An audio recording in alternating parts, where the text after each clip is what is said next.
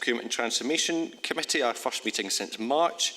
This meeting has been live streamed and recorded, and the recording will be available on the Council website. Could I remind members to follow the good practice guidance for virtual meetings? Should you wish to contribute to any item, you should write speak in the Teams chat function, and you will be invited to speak in order about any new issues. If any member has to leave the meeting for any reason, can I remind you to either leave the Teams meeting for that period of time, or could you write leave in the Teams chat function and then join, and this will allow us to monitor member presence. We have several important items to consider today, and I anticipate we'll deal with them in the usual efficient manner. Item number 1 is surrounding apologies and Chair's approval of members' remote participation. Nick, can I ask you to provide the surrounding and apologies, please? Thank you, Chair. Yes, we have 7 members present here in the chamber. For the benefit of those watching online, they are Councillors Wilson in the chair, Councillor Ian Crothers, Councillors Hislop, Johnston, McKee, Nicholson, Thompson. We have 8 members joining on Microsoft Teams, and we have 3 members not present currently. Thanks, Nick. And I confirm my agreement to the participation of those members who are participating remotely. Item number 2 is declarations of interest. Is there any members who wish to declare interest? David Ingalls. Yeah, thank you, Chair. I'll declare an interest in item 15 and 16. I sit on the board of an organisation who has a similar asset transfer process underway, so it would be inappropriate of me to take part, and I will leave the meeting for both these items. Thank you. Katie Hagman. Thank you, Chair. Yeah, good morning, everyone. Similar, I just wanted to, in items 15 and 16, as a local ward member, I just wanted to be on record that clearly I do attend the Old Luce Community Council, of which there are members of the Old Luce Trust that sit on that committee, as do all the ward members within Ward 2. So while it's not an interest that I feel I can't partake in the discussion, just wanted to point that out to the committee that clearly as a ward member, I do sit within that role within the Community Council. But I will remain as part of the meeting and as part of the debate. Thank you. Okay, I see no other members wishing to declare an interest, so we'll move on to item number 3, which is minute of the previous meeting of the 3rd of March. These have already been agreed by full council, so we're content to note the minute of the meeting of the 3rd of March. Thank you. Item number 4 is the committee review of internal financial procedures and procurement standing orders. We are presented with information arising from our first 3 workshops progressing the committee's review of internal financial procedures and procurement standing orders. Can I take this opportunity to thank all elected members for their participation and contribution to the review thus far, and also thank the officers and external advisors for their support and contribution to some very good, informative and lengthy workshops. We have further inquiries of our review and scheduled workshops to assist us in the completion of our evidence gathering and informing our conclusions. It is important that we consider the areas or emerging themes and findings from evidence gathered so far to ensure that our remaining work sessions can be as productive as possible and assist us in developing those important recommendations. First of all, I'm going to ask Peter Lewis to speak to the report. Peter. Thank you, Chair, and for an opportunity to speak to the committee about this report. And for those of you who have not met online before, I'm Peter Lewis, Interim Chair of the Integrity Group, and one of the Council's requests of my role is that it also supports the work of the committee through the ongoing workshops and onto the recommendations about potential changes to the policies and procedures of the Council. Members will recall that in June and July 2020, the Council determined that it wanted to make things different in Dumfries and Galloway, learning the lessons from the Trunk Roads contract investigations and seeking to address any deficiencies that led to the issues with that contract. Members were clear that they'd sought to deal with these issues in previous reviews, and those were mentioned in the workshops, and didn't want them to arise again in the future. The workshops, or the work to address these issues, is set out so far in table in 3.2 of the report, and that shows some of the activity that's going on to support and guide members in making improvements to the systems of internal control and compliance with them. Any thoughts from members on how this may be approached will be welcomed. The first three workshops have been mainly about input, informing members about the rules and procedures that should apply within Dumfries and Galloway. Indeed, it appears in the main that the rules and procedures of Dumfries and Galloway are not in themselves deficient. Perhaps more worryingly, it is the consistent and reliable adherence to the rules and procedures that does need some improvement. And members need to be assured, of course, that the systems are working correctly. Currently, the feedback loops from assurance mechanisms are perhaps, if anything, offering a little too much comfort. For example, the annual governance statement doesn't identify any governance issues that need to be addressed in 2020/21, despite the knowledge about the governance failings that led to the trunk roads contract issues. Secondly, internal audit weren't able to identify the trunk roads contract as a risk or as an issue and didn't investigate it during any time in its life. An external audit has produced a reassuring report to members that doesn't highlight the governance issues that are known. And the most recent workshop noted that some of the reviews of things like internal audit and the commissioning and procurement function, which can be subject to external assessment, have not had those carried out recently, and that would be something that might come forward as one of those recommendations. And of course, those comforting reports are put forward for good reason, when there's always a desire from any organisation to present itself at its most competent. But a frequent question that arose from members during the workshops was that if everything's working so well, then how have things gone wrong? And it seems that the organisation might need to become better at identifying and exposing where issues have occurred so that lessons can be learned from them. Hence the instruction and the clear instruction from the last workshop from members to officers to have case studies presented to the next FPT workshop in October.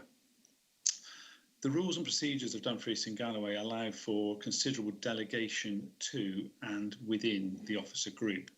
And particularly in regard of procurement, it was commented at the last workshop that Dumfries and Galloway has one of the most devolved structures of any Scottish public authority. Going forward, members, I'm sure, will wish to make sure that rules and guidance about the boundaries between member and officer decision making and about oversight of delegated decisions provide clarity about when and how members are to be engaged in key decisions. A clear and robust definition of a key decision, one which only members can make, is being considered for discussion at the current time. A key decision may be defined by value, it might be defined by impact on policy, it might be defined by impact on electoral wards, or a combination of all three. And some of those ingredients do exist within the constitution of Dumfries and Galloway at the moment. But it's hopeful that we can present perhaps a clearer, more concise proposal for consideration by members at workshop 4. Finally, then, members are asked to consider if the issues set out in this report are the ones where they feel there should be most focus. Are there any others that should be dealt with in workshop 4 as we move towards the conclusion of this review? Okay, thank you for that, Peter. I will now open it up for member debate. Is any members who wish to come in on this item? John Campbell.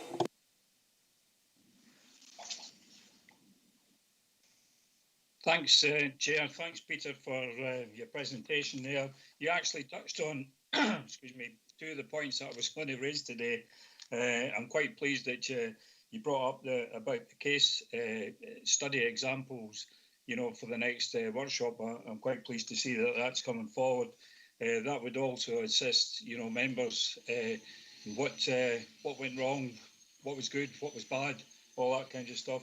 The other point that you you mentioned as well was about the Dumfries and Galloway has a very devolved procurement arrangement.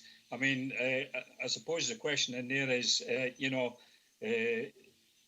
is that a good example, compared to other local authorities, or are we doing something better than they are, or is, in your view, is that the proper way to go? And just touching on that, the next bullet point on page 19, it actually talked about the devolved responsibilities for procurement should maintain service contract registers.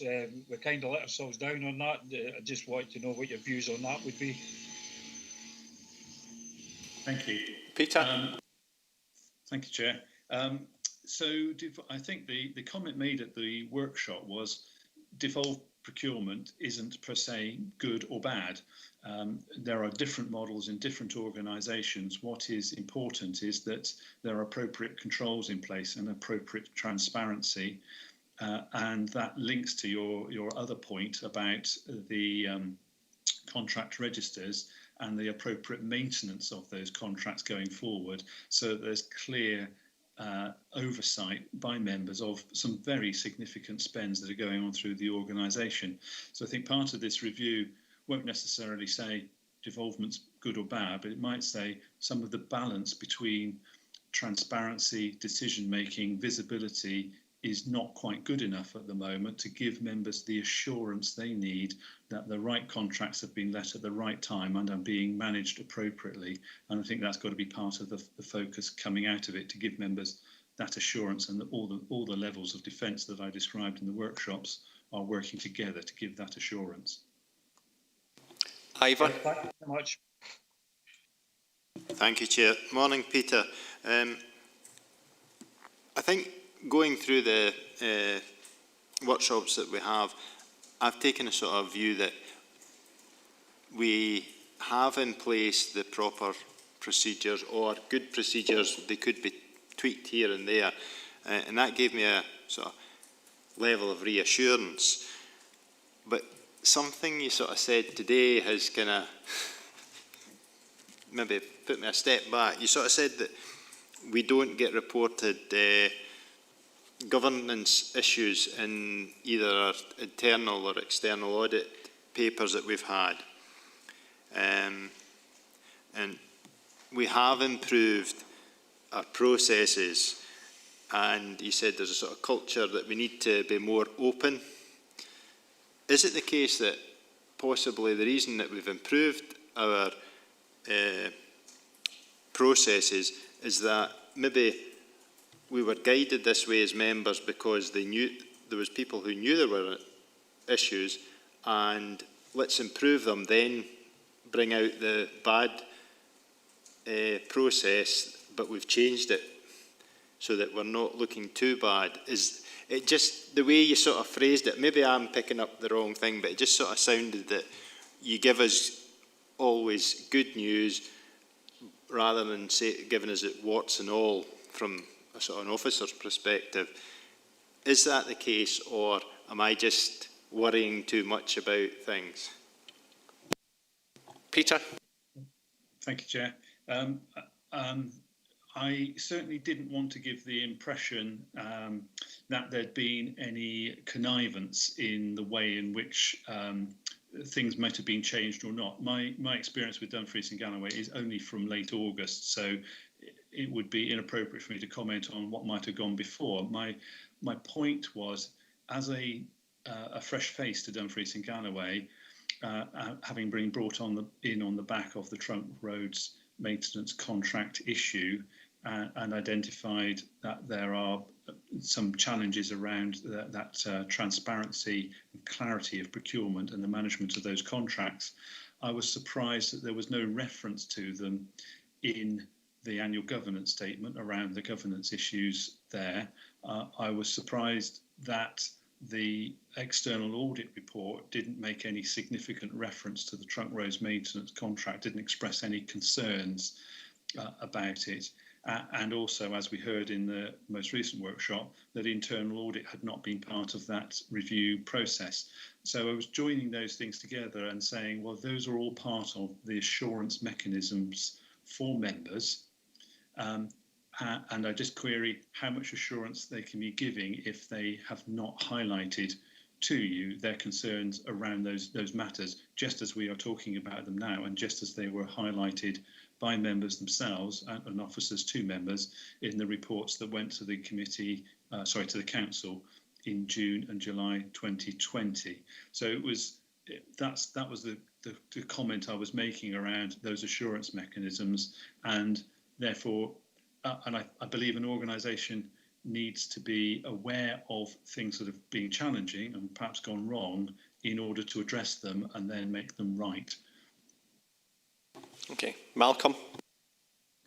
Thank you, Chair. Your sort of broad overview of the report very much chimed with the thoughts that I've had myself about it. It would seem to have procedures in place. Everything was there. It seems to me that it was a lack of oversight. Now, you mentioned that we've got a very devolved structure, and in your opinion, was the structure deliberately devolved, or was it just been allowed to happen, because of lack of oversight? And if not, was it allowed to happen perhaps because we've got a resource issue? Peter? As I say, I've only been with the organisation since August on a limited part-time contract, so difficult for me to comment on that. But what I would say, in terms of deliberate or accidental, the way the rules are set up in the policies and procedures of Dumfries and Galloway, it is set up to be a devolved structure. And as I said earlier, there is nothing per se wrong with that. The rules and the guidance and everything are in place. But for example, and one of your colleagues mentioned it earlier, one of the requirements of that those procedures in a devolved structure is that there are contract registers in place. There isn't a clear and consistent set of contract registers in place that enable either officers or members to have a grip of what is going on across the organisation in terms of these contracts. So often the procurement department becomes surprised by a last request for a contract extension or a change in value or things like that. That makes things more difficult. So it's not that I don't think it could be said it's happened by accident, because all the rules suggest that's the way the organisation wanted it to happen, but it might not need to be more tightly controlled. And as a consequence of that devolvement, some of those central functions, and particularly the commissioning and procurement function, are smaller than they would need to be if it was a centralised function. And that will be a matter for perhaps members to consider in workshop 4 or 5. If you wanted a change in direction and have a more centralised function, there will almost certainly be a resource consequence for the commissioning and procurement function that will need to be strengthened in order to make sure the organisation doesn't grind to a halt by having too few experts in the right place. Okay. You want to come back, Malcolm?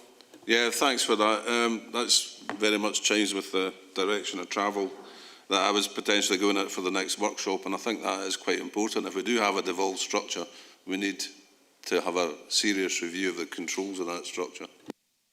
Fine. Elaine? Yeah, thanks, Chair, and thanks, Peter. I think that's a comprehensive summary of much which came out of the workshops. One of the things I think, and again, it's touching on what the others have said, that puzzled me is what was the role of audit. And I asked internal audit how come they were able to detect that an oboe had been inappropriately purchased for a talented pupil in a primary school, and yet they didn't notice there was something wrong with the trunk roads maintenance contract. Equally, external audit didn't notice it either. So there is something on, and in answer, the internal auditor stated that he hadn't been invited to look at the trunk road maintenance contract. And there's something, to my mind, seriously wrong with a system where where the checks and balances have to be invited in rather than actually going in anyway, maybe on a random basis to check that things are still being done properly, because it doesn't really matter whether you've got all the good systems in the world, procedures in the world, if people can still hide malpractice, which to a certain extent is what seems to have been going on. It's that sort of function which I think needs to be tightened. That that there is no place to hide. The audit can get in there. That the auditors can come in whenever they feel like it, and have a look at processes and make sure that the processes are actually being adhered to. So I would like to see a bit more exploration, I think, around that and how we tighten those up and ensure that the checks are actually being undertaken on our behalf, because it's all very well, as you say, to have glowing reports, but if nobody's noticing what's going on, the glowing reports are just an assurance which isn't actually merited. Peter? Thank you. I support a lot of those comments that have been made, and I think one of the things that members may wish to consider at a workshop or in due course as one of the recommendations is the position and capacity of internal audit in the organisation. And as I say, I've been with the organisation a short time, so I don't know exactly the history, but if an audit function, I emphasise the if, I don't make this comment necessarily about Dumfries and Galloway, but if an audit function is not afforded the credibility and status in the organisation, it is more difficult for it to shoulder its way into, look at contracts, look at areas that it wishes to look at and so on. It's more easy for departments to say, not here, not on my watch, you're not coming in. That can become a challenge. And so that may be part of what the organisation may wish to look at in due course, is how it gives internal audit the status and weight to be able to carry out the assurance function that I believe, and I think you members believe, is necessary to give you that comfort that things are working correctly. Jane?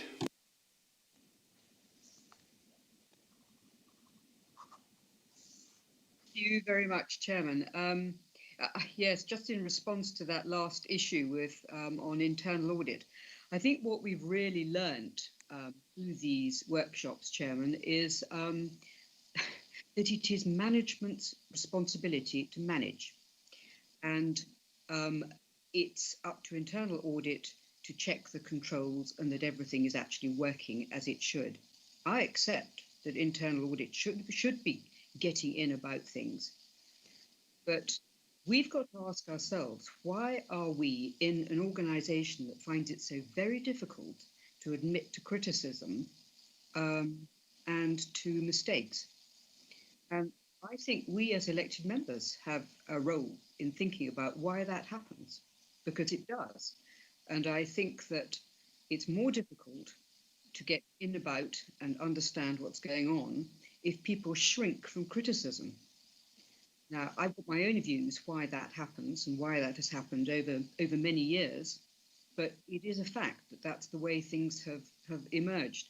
And I would ask Peter, actually, what he thinks we're going to do about changing that culture, about the way that human beings react to problems, because that, I think, is part and parcel of it.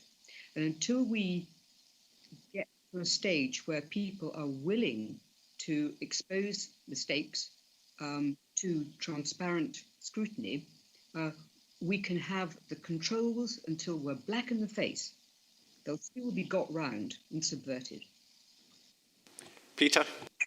I think interestingly, that's a very helpful comments around the organisation, any organisation being willing to admit its deficiencies in order to address those deficiencies. And I guess there is an opportunity, just to pick up the specific point of what can be done, perhaps at workshop 4. So the chairman and vice chairman of this committee have been very clear, and the message has gone out to the organisation that they want deep and meaningful case studies to be presented at the workshop 4, so that members can understand them and can learn from them. They can learn where the rules worked, and they can learn where the rules didn't and what went wrong.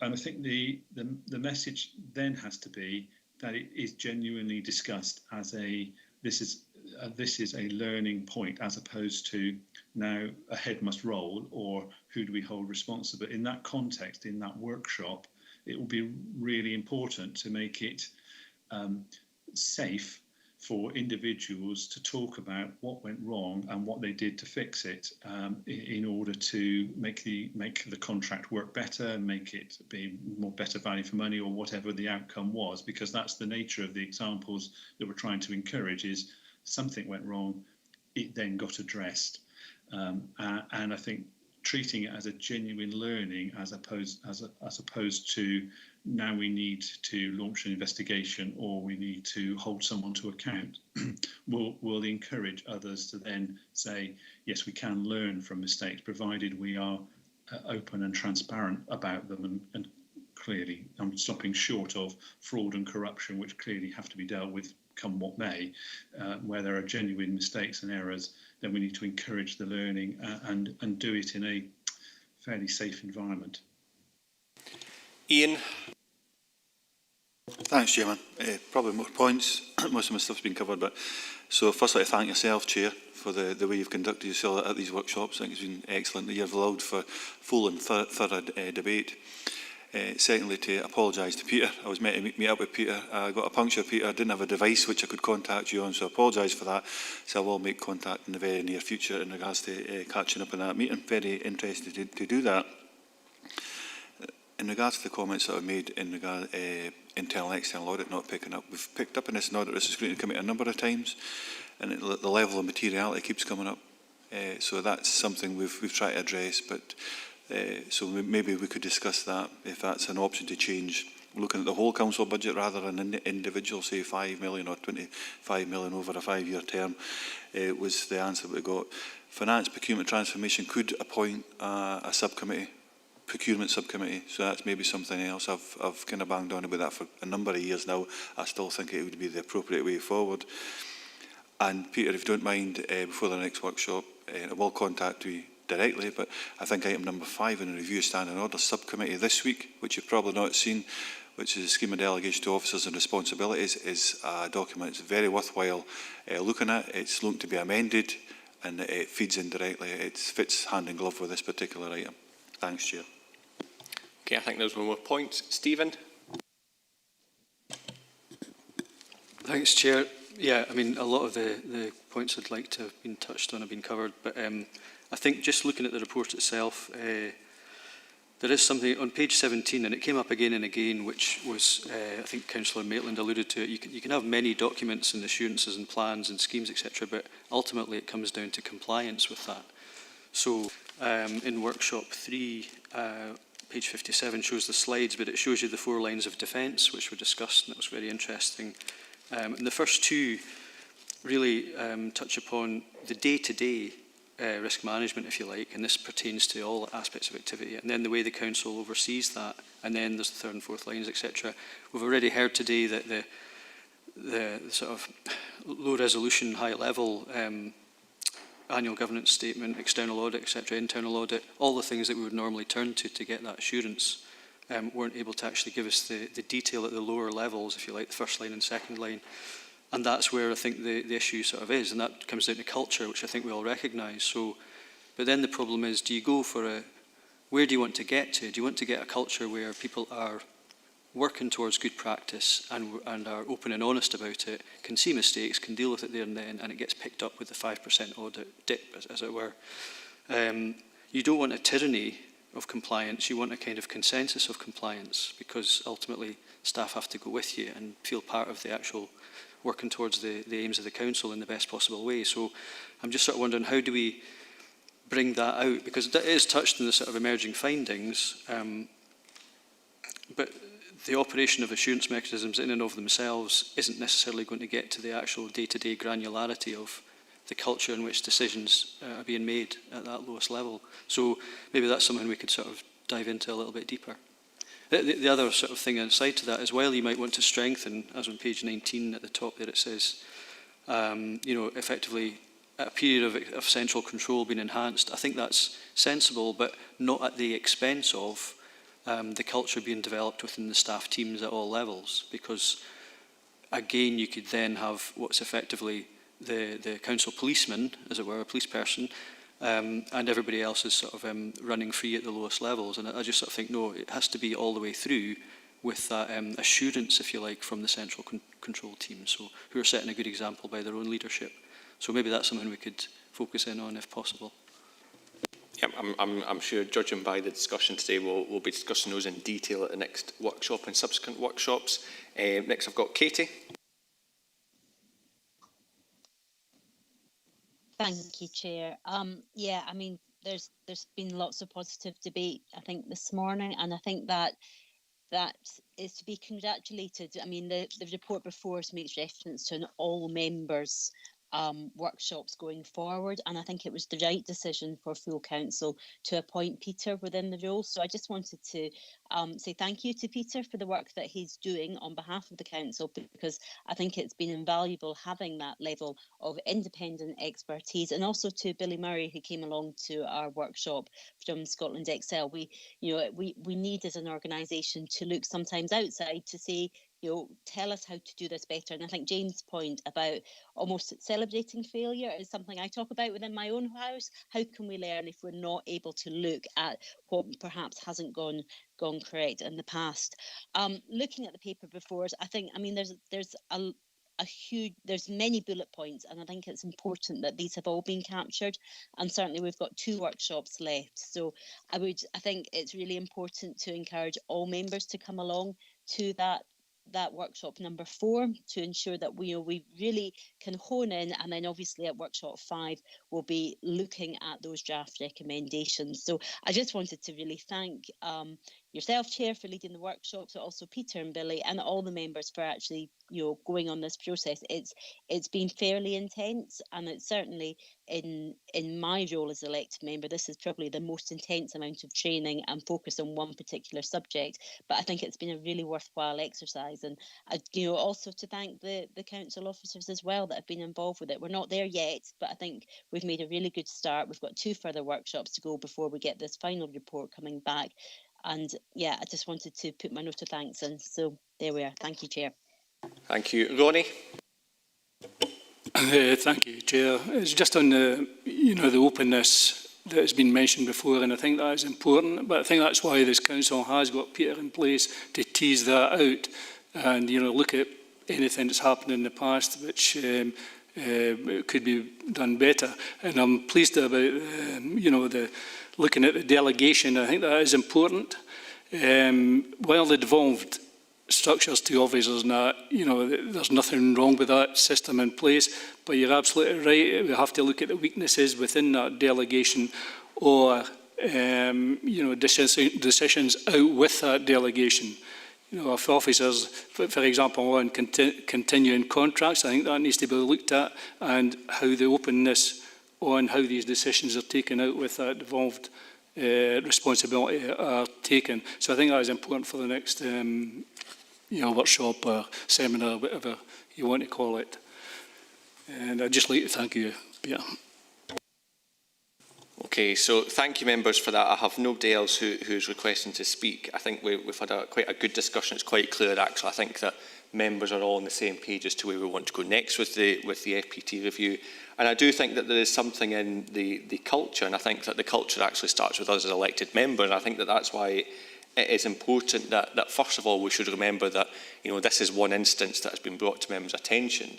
The council buys approximately £200 million worth of goods and services on an annual basis, and on the whole, we've identified that actually the procedures and processes are largely correct, and that actually, for the benefit of council officers who are on this call today, but also watching virtually, actually the majority of times those processes are followed, and actually we never hear about them because it all goes well. And as well, I've been quite clear with the case studies, it's not about identifying what has went wrong, it's actually about identifying those instances where they were improved, that actually by going through those processes, those initial proposals were improved so that by the time they actually saw the light of day, necessary consultation had been put in place, necessary adjustments had been made, and that actually the Council has went through a process of making sure that we get the most efficient goods and services from that process. And it's very clear, I think, that in setting that culture we start with ourselves, and that we start with actually we're looking to see where improvements were made, not just what went wrong, because I think that that is just as important to make sure that in future we do get away and make sure that 100% of our procurement exercises are successful. So I'll move to the recommendations. First of all, it's to consider the evidence and information that's been presented and collected at workshops. I think it's fair to say we have considered them. Number 2 is to agree that this should be added to the evidence. Are we happy to agree? Okay, item number 3 is that we consider the emerging findings from evidence gathered today and potential themes for recommendations, and agree that these are considered at the next workshops. I think it's fair to say that the emerging themes of assurance and compliance, delegations and capacity and training are where we want to go, and that certainly from debate today for the next couple of workshops looking at the case studies, considering a devolved or a decentralised and centralised procurement arrangements, looking at audit, both internal and external audit, and the culture. I think, was there any other issues that members felt? I think that there's been a good debate. I'm sure the officers have taken a note of that, but is there anything in particular that members want to make sure is on those agendas for future workshops? Stephen? Yeah, I mean, it might be touched on, but I think Councillor Campbell made the point about the contract register as being, I mean, perhaps that's a specific action that can be carried out, but I mean, certainly that's important. Absolutely, so I'll make sure that's on the agenda, but certainly that whole discussion will make sure that is taken on board and that they are featured in the workshop agendas going forward. So we've considered, and then finally we're happy to note that the final workshop on the 6th of October will consider draft recommendations and the fulfilment of the review's scope objectives. Sorry, did I say September? No, I meant November. So we're happy to note it's November, not October. Thank you very much. Okay, so we'll move on to agenda item 5, which is investment in schools' virtual desktop technology. At full council in September 2020, elected members were informed of the outcomes of the proof of concept testing of schools' virtual desktop technology and the potential investment costs and future savings to deliver virtual desktop technology in all schools during this academic session and next academic session. Members agreed in principle to the associated costs, and that this committee would consider a paper on the cost of the investment alongside the capital investment strategy and change fund. This report therefore seeks approval for the initial investment required to support the development of this strategic project and outlines the approach to phasing activity and the initial investment required to deliver the project and future reporting. Gillian Bryson, Susan Martin and Graham McAlorum are here to assist with members if they have any questions. Is there any questions from members? Stephen?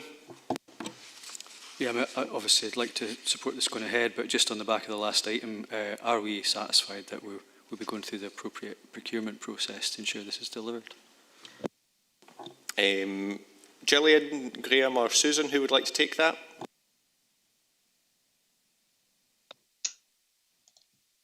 Thank you, Chair.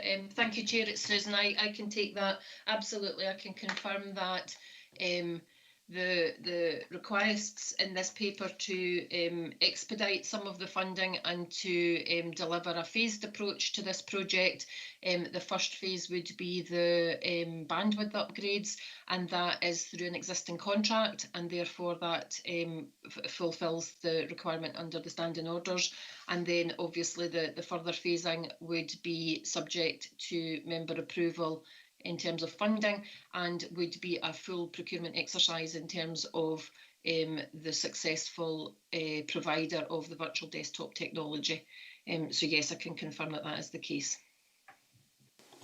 Okay, thanks for that. I've got no members indicating they wish to speak, so I'll just move swiftly to the recommendations. Are we happy to agree 1, 2, 3 and 4 on block? Thank you. Item number 6 is the Economic Recovery Plan request for funding. This report sets out a request from the Economic Resources Committee for the allocation of funding required to support the agreed economic recovery work streams. The Economy and Resources Committee considered this matter on the 15th of September, and this included advice on the resources required to support the Council to progress various work streams. Resources for economic recovery have already been indicated in financial projections for COVID-19 costs this year that were reported to full Council on the 27th of August. Steve Rogers is here to assist with member questions. Do any members have a question at this point in time on the report? Nope. I don't see anybody coming in. So I will move to the recommendations. Are we happy to agree the recommendations 1 and 2 on block?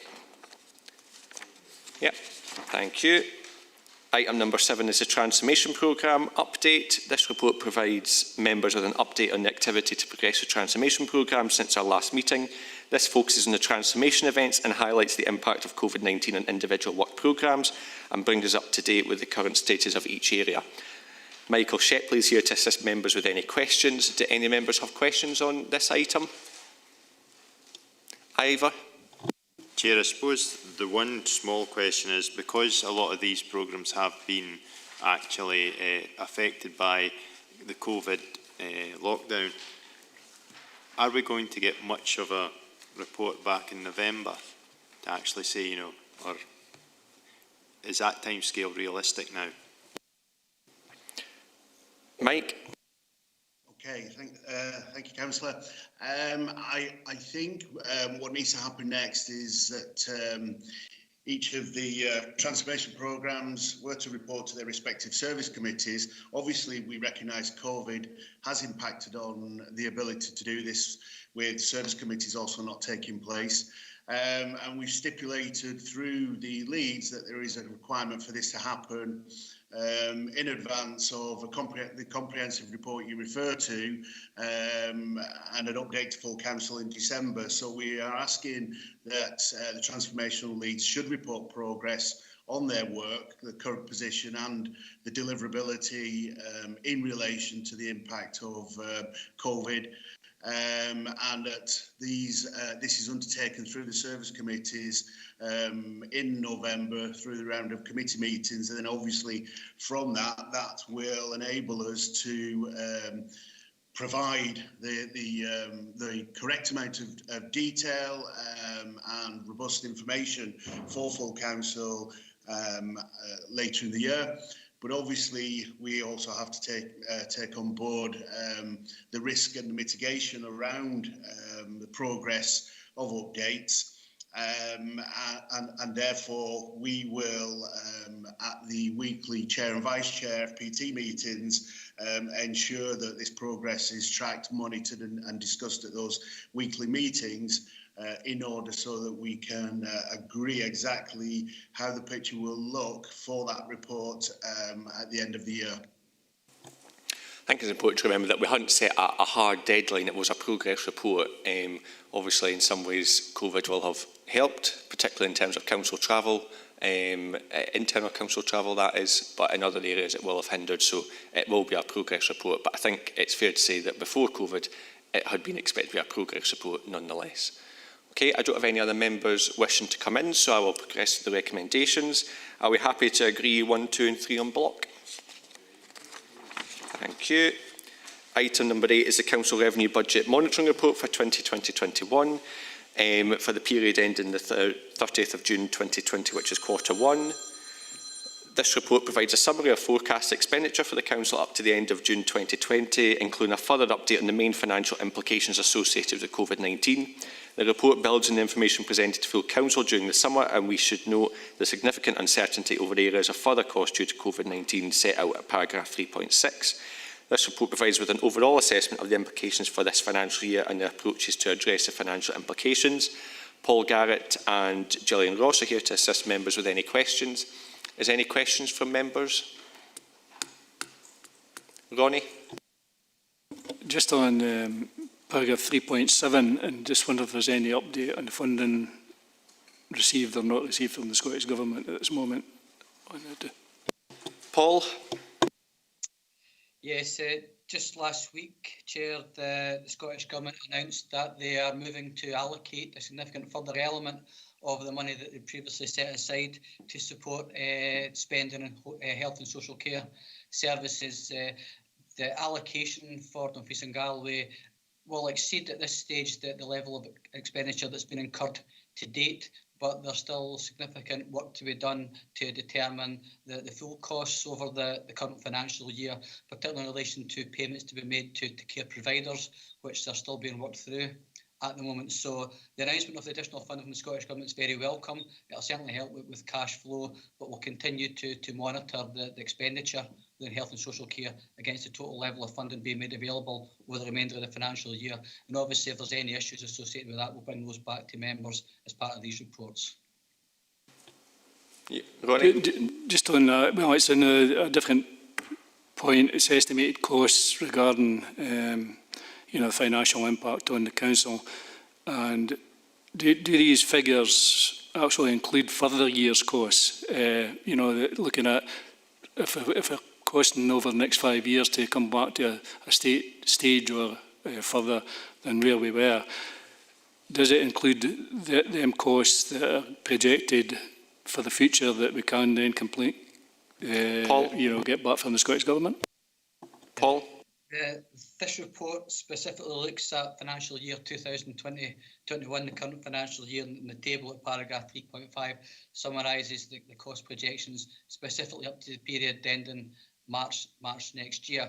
What we've recognised in reports to full council is that as we are now developing the budget process for subsequent financial years, it's become apparent that there is a likelihood that there will be ongoing costs associated with the COVID response, whether that's in terms of additional spending requirements or ongoing impacts on the level of income that councils are able to generate.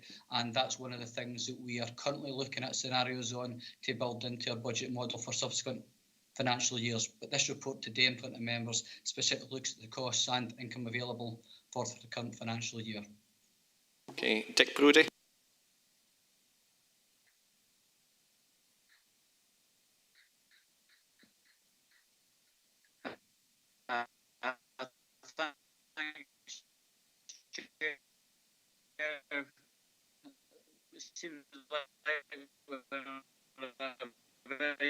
Dick, I'm afraid we're not hearing you very well. It's a very bad line. It's financial moving all a rapid speed out of the brakes, and it's not really.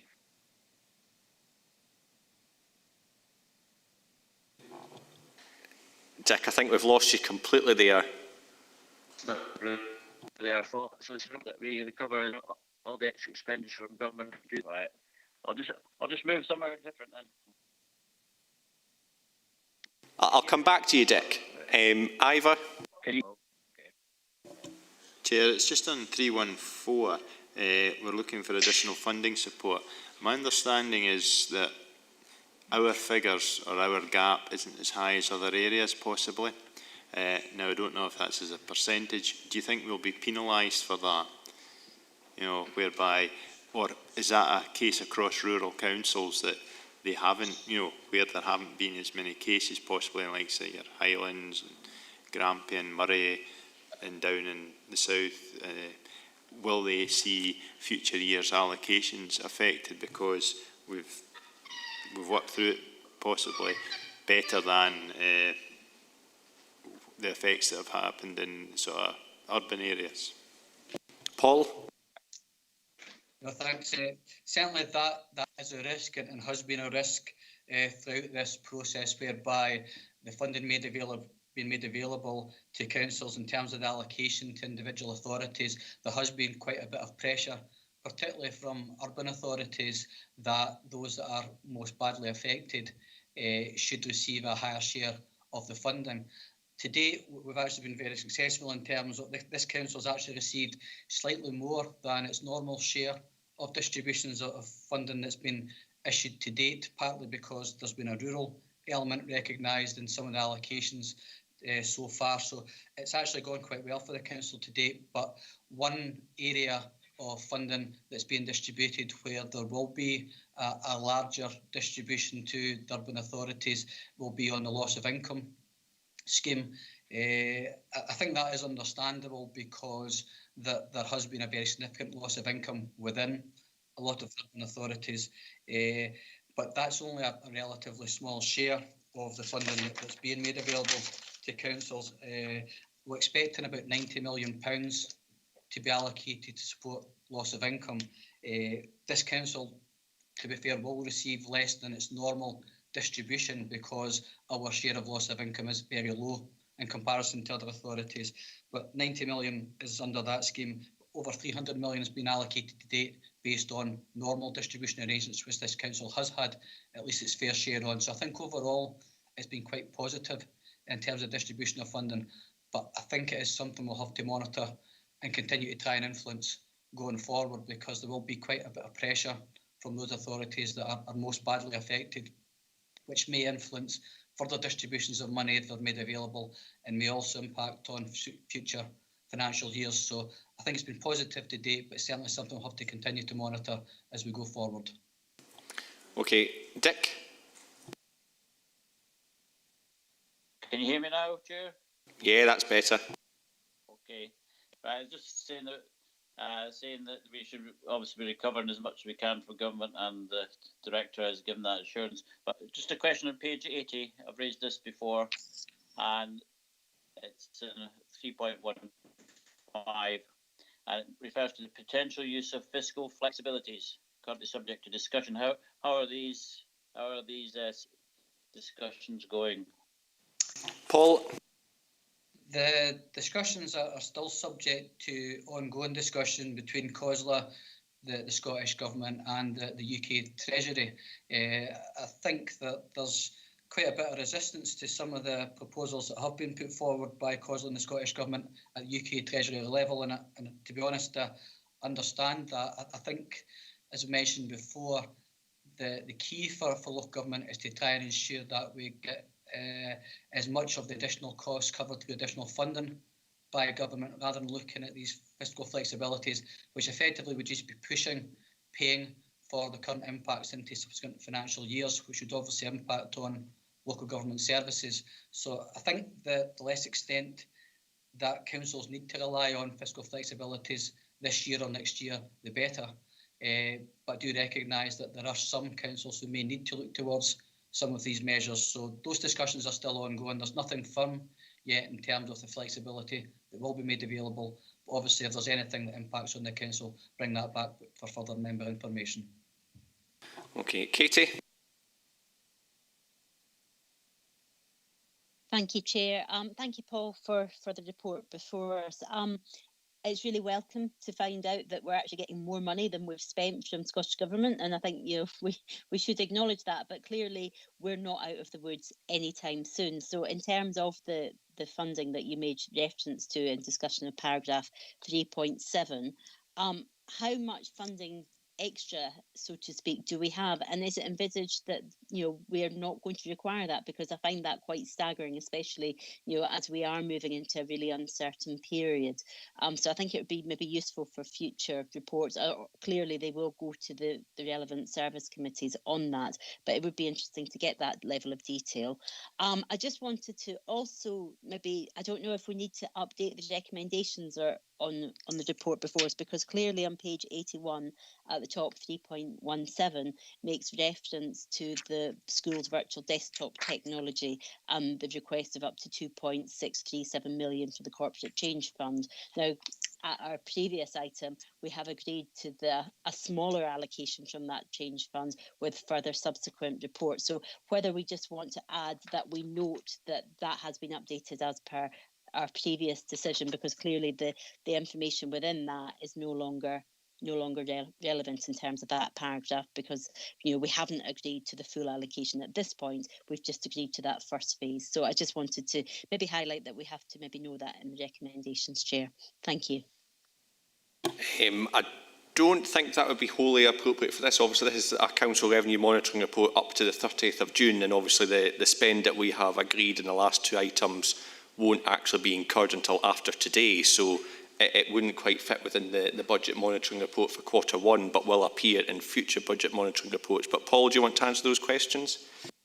Just on the health and social care issue, happy to bring back a bit further detail to members in our next report, which we'll be intending bringing forward to the next meeting of this committee in November. Maybe just for Councillor Hagman, just to clarify, that the Scottish Government have now moved to indicating the allocations to Council and they're starting to make those available, but that they cover the costs incurred to date, but it's important just to stress that there are still substantial costs still to be incurred, particularly in relation to provider payments, which are being worked through at the minute. So I wouldn't want to give the impression that I feel as though there's more than money than is required to support health and social care. It's just that we're now getting a greater degree of certainty on the level of funding that's being made available, and we'll be able to monitor that against the expenditure that will continue to be incurred over the remainder of the financial year. But obviously we'll bring back some further details with the numbers on that to members in the next report. Thank you. Can I just add, Chair? I mean, I appreciate what you're saying, that we're looking up to the 30th of June. However, the 3.7 makes reference to decisions made after that date on the 24th of September. So maybe we just need to not have that within this committee report, because if we're not looking at anything beyond the 30th of June, it's maybe not appropriate to have that within this committee paper. It was just a simple point of admin on that one, but thank you. Right. Okay. Can I just say, what we're trying to do is make sure that when we bring information forward to members, it's as current and helpful as possible. So although we do our detailed monitoring quarters, which means that obviously the most recent quarter ended when this report was finalised was that up to the end of June, where obviously a lot of the information in the narrative of the report is more recent, and it does take into account the recent discussion at full council, but the figures in the appendices relate specifically to the first quarter. We'll give a further update, as I said, in the November meeting up to the end of quarter 2 to the end of September. We do try to make sure that the information, and particularly the narrative report that's brought to members, is as recent and helpful as possible. So that's why we've made reference to decisions and considerations after that 30th of June date. Thank you. Okay, Jane. Well, at risk of incurring your wrath, Chairman, yes, I'm going to discuss something as well, Councillor Hagman touched on. Yes, just in terms of what we just agreed in report number 5, I mean, can we slide that request for education investment into what's been incurred in the past? Because I do notice that we've depleted the change fund very considerably through that investment. And I wondered whether it was at all possible to get some help and support from the Scottish Government on the basis of that sort of investment. Because after all, it is in the reports, it seems correct to discuss it at this point. Sorry, could you just clarify that point again, Jane? Was that a specific proposal? It's a question, Chairman, of whether it would actually be appropriate to attempt to get money from the Scottish Government so that we don't deplete our resources. Because if indication is that the distribution will be based on evidenced need, I would like to suggest that that's an evidenced need, and we should be holding our hand up firmly. Okay, yes, no, completely agree with that sentiment. Paul? Yes, what we've done in terms of the recommended funding in the previous report, in terms of suggestion that comes from the Change Fund, is a recognition that this is an investment that the Council's been required to undertake for a while to address specific operational issues within our schools rather than specifically a COVID response. However, as Councillor Maitland said, we will, if we get the opportunity, feed this into ongoing discussions with government in terms of making funding available to support the council. It's not one that I feel we've maybe got one of our stronger arguments on in terms of getting that, but certainly, and I know other councils are taking the opportunity to try and make sure that they include quite a bit in their claims. So I think it's appropriate that we try and do the same. And to be fair, we are doing that in a kind of balanced manner. There is a slight increase between the figures that were being reported here and those being submitted to the Scottish Government, because we share that the full costs that are being incurred are reflected in those claims to the Scottish Government, because we know we're not going to get the full funding allocation, and it's likely to be done on a proportionate basis, and other councils obviously taking a similar approach.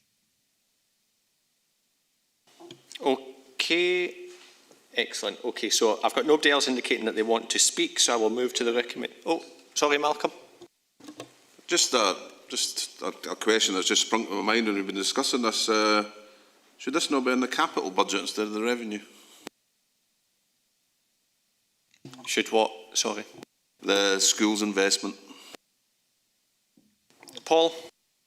Yep. It's a capital element specifically that's being sought support for in the previous report, but in recognition of the pressure on our capital budget at the minute, felt it was more appropriate that it was taken from the change fund because it's an investment in improvement to support transformational change, so felt it was more appropriate to come from the change fund. As I said, the capital investment strategy is under quite significant pressure at the minute. We've got a report coming up on the agenda, I think it's the next one, where we're identifying that over the next 10-year or the remainder of the current 10-year capital investment strategy period, we've got £84 million to allocate to priority projects. And obviously, full council considered one particular project last week, which has a cost of £69 million. So I didn't want to give the impression that there's flexibility in the capital investment strategy at the moment. So I felt the change fund was more appropriate to fund that particular investment at this stage. Okay, I've got nobody else indicating that they want to come in, so I'll move to the recommendations. Are we happy to note the 3 recommendations on block? Yeah. Okay. The next item is item number 9, Capital Investment Strategy Monitoring Report for 2020-21. And again, this is for the Q1 period up to the 30th of June.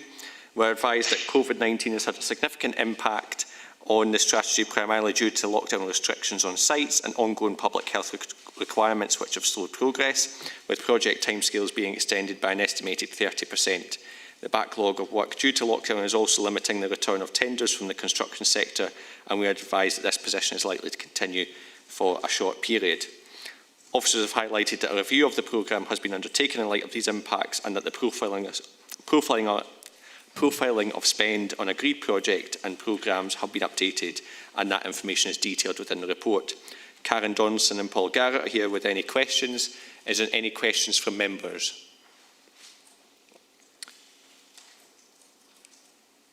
There. Oh, Ivor.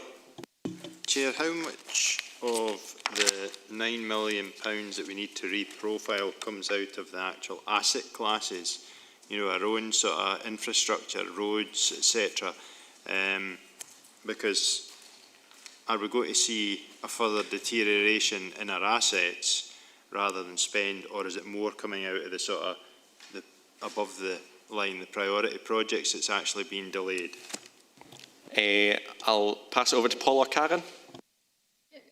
I can take this one, no problem.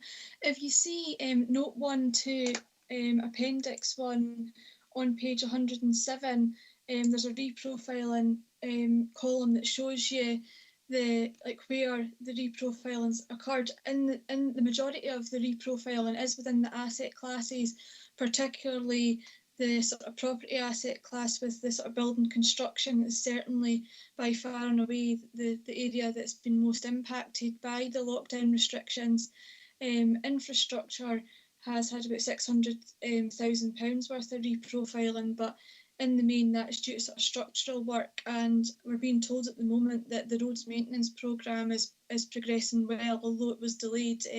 They're still anticipating full delivery of that programme as long as the weather's kind to us. So hopefully that gives you some reassurance that we are trying to progress the programme as far as possible. It's just, as it is mainly the construction, sort of building construction projects that have had the sort of slippage to date. Okay. Are you happy with that, Ivor? Well, I just thought maybe I don't know, have we got rid of all our internal building staff? You know, or is there still a building workforce there that we used to have for maintenance and stuff? Because we could be putting them to a lot of the maintenance jobs just now and reprofiling maybe maintenance jobs earlier to actually address that, rather than big construction builds. And there, you know, the old stitching time saves 9. If we can get the maintenance done earlier, might save some money in future years. Lorna. Thank you, Chair. Councillor Hislop, yes, we do still have maintenance staff within facilities, and they are working on a number of areas, predominantly COVID adjustments that need to be done to ensure schools and other facilities are opened. And the capital programme has probably been more delayed because of the COVID restrictions on construction work. And the steps out of that through June into July. I'm sure members have much more technical knowledge than I will have, but certainly work has progressed, but there are limitations on the number of trades and people that can be in any space at any time. So perhaps work that would be progressed and advanced more quickly has to be taken through in a more deliberate manner. So I'm sure other members will be able to explain the detail of that, but that's been the predominance of the delay more than anything else. Okay. Ian. Thank you, Chair. And I think you've explained that well enough, Lorna. Just another aspect that came out through growing the local economy through the procurement process was the level of resource that we can apply as a council to help support small, medium-sized enterprises in regards to they found it difficult going through the procurement process, didn't have that level of skill set and experience. So I just wonder, are we still able to apply that to help them get through the process? I think once they get up and running, they're fine. But it was quite clear for sole traders up to about maybe 10 employees, they struggle to find the time to come away from doing their day job to apply that. And we did talk about actually helping and aiding small companies. That might be another factor. Who wants to pick up that one? I would agree with Councillor Crothers, and that's, I think, one of the areas that was picked up in the workshops early doors with Stephen Atherton. And I think probably it's an area where members have already made some recommendation in terms of the scrutiny review that are progressing. So there was a commitment, I think, in the workshops that we need to simplify this and give much more support to businesses. But you're absolutely right, having daytime engagement with businesses is not ideal, given that they're out there trying to secure work. Okay, I've got no other members indicating that they wish to speak, so I'll move to the recommendations. Are members happy to note 1, 2 and 3 on block? Item number 10 is the Finance and Procurement Revenue Budget Monitoring Report for Q1. This report gives members an overview of the financial performance of the Finance and Procurement Service for the period to June 2020. Paul Garrett is here to assist members with any questions. Is there any questions from members on this report? I'll take that as a no, so I will move to the recommendations. And are members content to note 1, 2, 3 and 4 on block? Okay, item number 11 is a Finance and Procurement Business Plan, end of year performance for 2019-20. This report provides elected members with the assessment of the delivery of the Finance and Procurement Business Plan for the service in 2019-20. The report also includes more detailed information on the Service Risk Register and health and safety performance. Paul Garrett is here to assist with any member questions. Is there any questions from members on this report? Ian? I suppose just to pick up on the previous point, I noticed, Paul, on page 137, it talks about percentage of procurement spent on local small, medium-sized enterprises. And just to pick up on that particular point I've raised, it's maybe been touched on, but you'll be more of in regards to the level of resource that's being applied there to help small businesses into contracts. Is that part of the problem? Paul? Yeah, the indicator on page 137 that Councillor Crothers refers to, it shows an increase in the level of procurement spend with local suppliers this year. So we have certainly made improvements in that area, but recognise that there is a need for further improvements to further assist the local suppliers both in applying and securing council work. Some of the measures that have been taken recently include the introduction of the framework for roads maintenance works and also the dynamic purchasing systems for transport. And through those approaches, we've got local suppliers very well represented on those frameworks and systems, and that's allowing a number of our local suppliers to secure a number of contracts. So I think there has been some positive progress. So we're seeing improvements there in the figures, but it also is something that we recognise there's a need to further assist our local suppliers, particularly the smaller suppliers that the Councillor Crothers refers to be equipped to bid for council works, to have an awareness of contracts coming up, to try and ensure that they're able to be successful in securing council work going forward. Ian?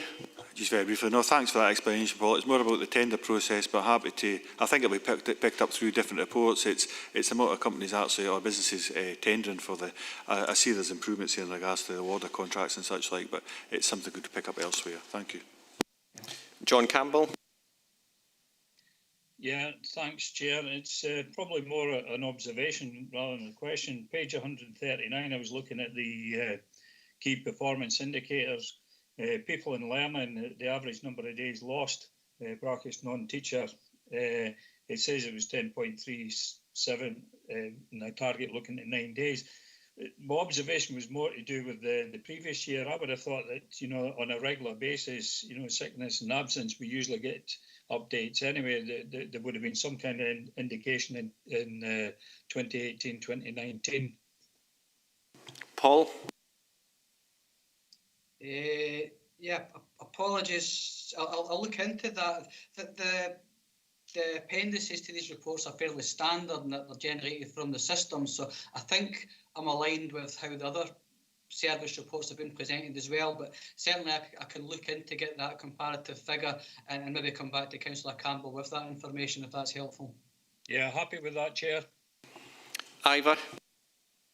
Chair, we've still the procurement paper to come, where it shows that we've got improving procurement by reducing spend on various things, and it talks about we budget for such and such and we come in within budget. Now, if you look on page 141, the indicators there show the long term as getting worse. Although they're still within target, they are getting worse. Is it the case that if we actually achieve something in procurement by making a revenue saving, which means we don't spend the budget, does that mean to say our indicator on the other side is actually getting worse because we haven't spent the money that we should have spent? Paul? I'm not sure if I quite follow. I'll have a go. Ivor, is it the delivery of agreed savings indicator? So I think Ivor, essentially what you're saying is page that 141, we've got a revenue budget outturn, projected outturn as a percentage of budget, and the value is 99.08 and it's 100% target, and the long-term trend is getting worse. The arrow's pointing down. But if we make a saving in procurement against budget, does that mean to say we actually hit that indicator by saying we didn't actually spend the money because we actually made a saving in another department? What we try to do is where we are able to make savings within procurement, we try and capture that as part of the budget process, and that's something that's contributed to member savings targets in recent years. But that top indicator on that page there, that's talking about the spend against the Council's total £360 million budget last year. The long trend arrow's pointing downwards. I'm not sure if I would classify that as worse, because basically it means we're containing spending within the agreed budget level, and obviously underspends and particularly in corporate areas like loan charges have helped to support monies available through our change funds. So I don't see the fact that it's 99.08 as a negative or deteriorating position. We like to try and make sure that spending overall in the budget is close to the 100% level, but as long as it's within parameters and below the total budget available and members get full details on why that is the case, I think that's generally a fairly positive position. It's not as if we need to absolutely hit that 100% on to have an effective financial outturn position. That 99.08% will be linked to the detailed corporate outturn report that was presented to full council in June this year, which explained all the variances in the council up to the end of the last financial year. I suppose as well, Ivor, if you think about it, if we were to go out to procurement and actually make a saving compared to budget, say £10,000, you therefore have £10,000 to go out and spend on something else. So there's no reason as why you would necessarily reduce the overall spend on a year-to-year basis. Yes, Chair, but if you made a £10,000 saving, I think that's a good thing, and therefore I would say that the arrow should be pointing up the way, which, if you look at the key, it says an arrow down says you're getting worse, arrow up says you're getting good. And I don't think it's a bad thing. I think it's a good thing that we're not hitting 100%, and every opportunity to make sure that we get the best value for our spend should be taken. I'm sure that we all agree with that, and I'm sure that Paul can look at the actual the performance indicator there and take that on board. Stephen? Thanks, Chair. No, I mean, I think the key thing about that indicator, just on the back of that, would be that we pay attention to it, because it could be either a good thing or a bad thing, and I think as long as we're actually scrutinising it, that's the main thing, really. It's actually a question on page 141, I think it is. So this is maybe partly just a timing issue about when, sorry, 14, I've got my numbers wrong. It's the one that talks about Brexit, basically. 151, beg your pardon. Now, this is meant to be a sort of a end-of-year summary report, so it's just, but the report itself is generated, I think it says, on the 2nd of September. So I don't know if that's saying this is where we're at now, or this is where we were at then, but it was generated now, and or anyway, the question is actually on that particular Brexit risk level indicator. That's by far the highest current risk as reported in this outturn. So I guess the question is, where are we at now, given the actions in terms of the latest position on the right-hand side, and has that come closer to the target risk level? I suppose with Brexit, it could have been any time since 2016, but I'll let Paul answer that. Thanks, Chair. I think where we've reflected the current risk is a reflection of the degree of uncertainty at the minute regarding how Brexit may impact on the Council, and obviously there's a lot to be developed at a national level in terms of what the arrangements will be that will help inform that. So I think I would say that we've highlighted it as a key risk, but one that we need to keep under close monitoring over the upcoming period to see what changes are required. As I've mentioned in the latest position box there, the Council's cost service group that seeks to both monitor and manage the impact of Brexit is currently started meeting again in more detail, recognising that changes are potentially more imminent. So that work is ongoing at the minute, so we'll continue to review that and hopefully be able to drag that risk indicator in for subsequent reports. But obviously, given where we are at the minute, I think it's correct that we highlight that as a key area of uncertainty and risk for the Council. Okay, Stephen. Yeah, thanks, Paul. I think what I suppose the other part of the question was, when you say the current position, is that as of today, or is this as of when this report was generated for the end of year? It's really just to put in, when you say at the minute, do you mean right now? Or so that reflects the current risk as printed here, or is this from the 2nd of September and has it changed? Paul? The risk level and latest position columns in this were done in the last couple of weeks to support this report. So I do recognise that it is a year-end report, and coming back to earlier conversation, appreciate that there's maybe a degree of confusion in terms of reporting on last year, but given more up-to-date information. For the latest position, I've tended to take the view that we want to try and make sure members are as well informed as possible, rather than getting historic information. So those current risk figures were put in the last couple of weeks to support this report. Jock? This is probably the wrong place to ask this, Chair, but we're talking about money and we're talking about contracts to outside bodies. Prefer it, well, obviously try and get local. Do we monitor the work that these people do? Are we comfortable that they are giving us value for money? Paul?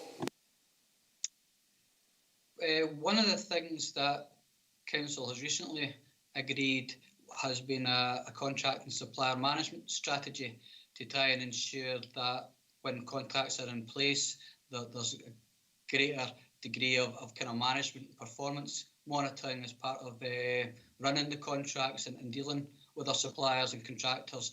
I did mention that it's either workshop 2 or workshop 3 that contract and supplier management strategy perhaps isn't embedded sufficiently across the Council. That's one of the kind of key areas for improvement that we've identified through the workshop process. So it is something that services do, it's something that they're required to do, but I think there's maybe a need for some additional support and monitoring of how effective those arrangements are. And that's one of the things we've recognised needs to be further developed as part of the workshop process. Thanks, Paul. Okay, I've got no other members indicating that they wish to come in, so I'll move to the recommendations. I think it's fair to say that we have reviewed the 2019-20 year performance against the FPT business plan, and we have also scrutinised the exception monitoring reports. So I will move to agenda item 12, which is a procurement annual report for financial year 2019-20. This report provides members with a summary of the main procurement activity and progress against the objectives of the procurement strategy in the last financial year. The report highlights how procurement activity has been delivered during the last financial year and highlights continued progress against the action plan. Steve Atherton is here to assist members with any questions. Do members have any questions on this item? Chair, it's just with regard to the, I think it's other savings rather than the cashable ones, where we've brought cost avoidance savings, I think they're called. How many of those had optimism bias built into them, so that, you know, we had the schools report, which was, it's 32 million to build a school, but we'll say 40 just to be on the safe side, in case we don't put any foundations or anything in, we have to go back and fix them. So how much of that is in there that we're actually putting optimism biased in, and how much is actual a reduction? And the other thing, is that such a good thing? Because do we end up with a substandard building? I can think of one not far from here, because that's how much we've got and we're not spending any more. Steve? Thank you, Chair. So I think the figures in cost avoidance are what actually occurred. Is cost avoidance a good thing? I think it's always one that's open for debate quite considerably within the procurement and the sort of service areas. It's predicated on us getting a good estimate of cost, and therefore that translates into the budget. And if that's good, then the cost avoidance, you work down from that and it will be a good outcome. The challenge is when the estimate of cost to do something is so far out that it becomes a sort of nonsensical sort of answer. So you quite often find now that a lot of procurement organisations actually deal with actual savings as opposed to just cost avoidance, because cost avoidance is so variable. And as you quite rightly point out, it can result in, well, we've only got this much, and therefore we end up perhaps the service not being able to deliver what it should deliver, or if it does, it looks as if they've gone over budget. Malcolm. Thanks, Chair. There's a couple of questions. First one's page 171, procurement influenceable spend. I used to talk at length about the amount of maverick spend we had, and I'm pleased to see that we're going in the right direction massively if you take the 51% up to 93. But a wee question on that is, what percentage of total spend is procurement influenceable? So that would maybe give me a wee indication on that. And then the next one is the cashable savings at page 172. And we've got a couple of examples here: Keller Road, road alignment. We've got Kelholm Primary School, lining and road marking, where we're taking credit just because we've kind of beat inflation a wee bit. But what leaps out to me is that how accurate were the initial estimates for these? Because it's if you put a high estimate in, it's quite easy to achieve quite a big saving if your estimate is, well, as Ivor said, optimism balance or whatever it is to use as a phrase. Steve? Yeah, Chairman, thank you. It's a fair point, and in fact those are cost avoidance figures rather than cashable savings, and you're absolutely right. That's why we're looking, Paul and I, going forward at finding ways in which savings or performance is better reported because it's true. I think that's key. In terms of truly influenceable spend, I'll need to come back to you on that, because I think there are areas where there is a huge amount of spend which currently I cannot see us influencing. health and social care is obviously the most obvious example, but I think I need to do some more work because, as most of you know, I've only been here since the end of April. Okay, Ian. Thanks, yeah. Some points I'll maybe miss on, so I'm not being pedantic here, but I just want to read through it. So I did notice a wee typo, I think, Steve, on page 172, just because this will go, it's in draft format, I take it at the moment. It's in paragraph 3, the very second last sentence, sorry, it says to the be aim, well, I think it's to be the aim of, I think, so just in regards to yourself, the next bit was picked up on. See on page 173, it talks about leadership, compliance and governance. The very last bullet point on that table, or that, it talks about the head of services nominating champions, and it goes over there just to say that unfortunately due to COVID the one they applied hadn't been appointed. But on page 177 I noticed it talks about delivery of sustainable procurement outcomes. It talks about champions there. Was that a different type of champion? Was that the same thing, or was that just an inaccurate actual reporting is what I was wondering. Other than that, I think everything else that's been picked up. Thank you. Steve? Yes, thank you, Chair. Just very briefly, they are two different things. One is the champion to oversee and really be the key contact across the service areas. On sustainable, it's a little bit more focused and a little bit more detailed.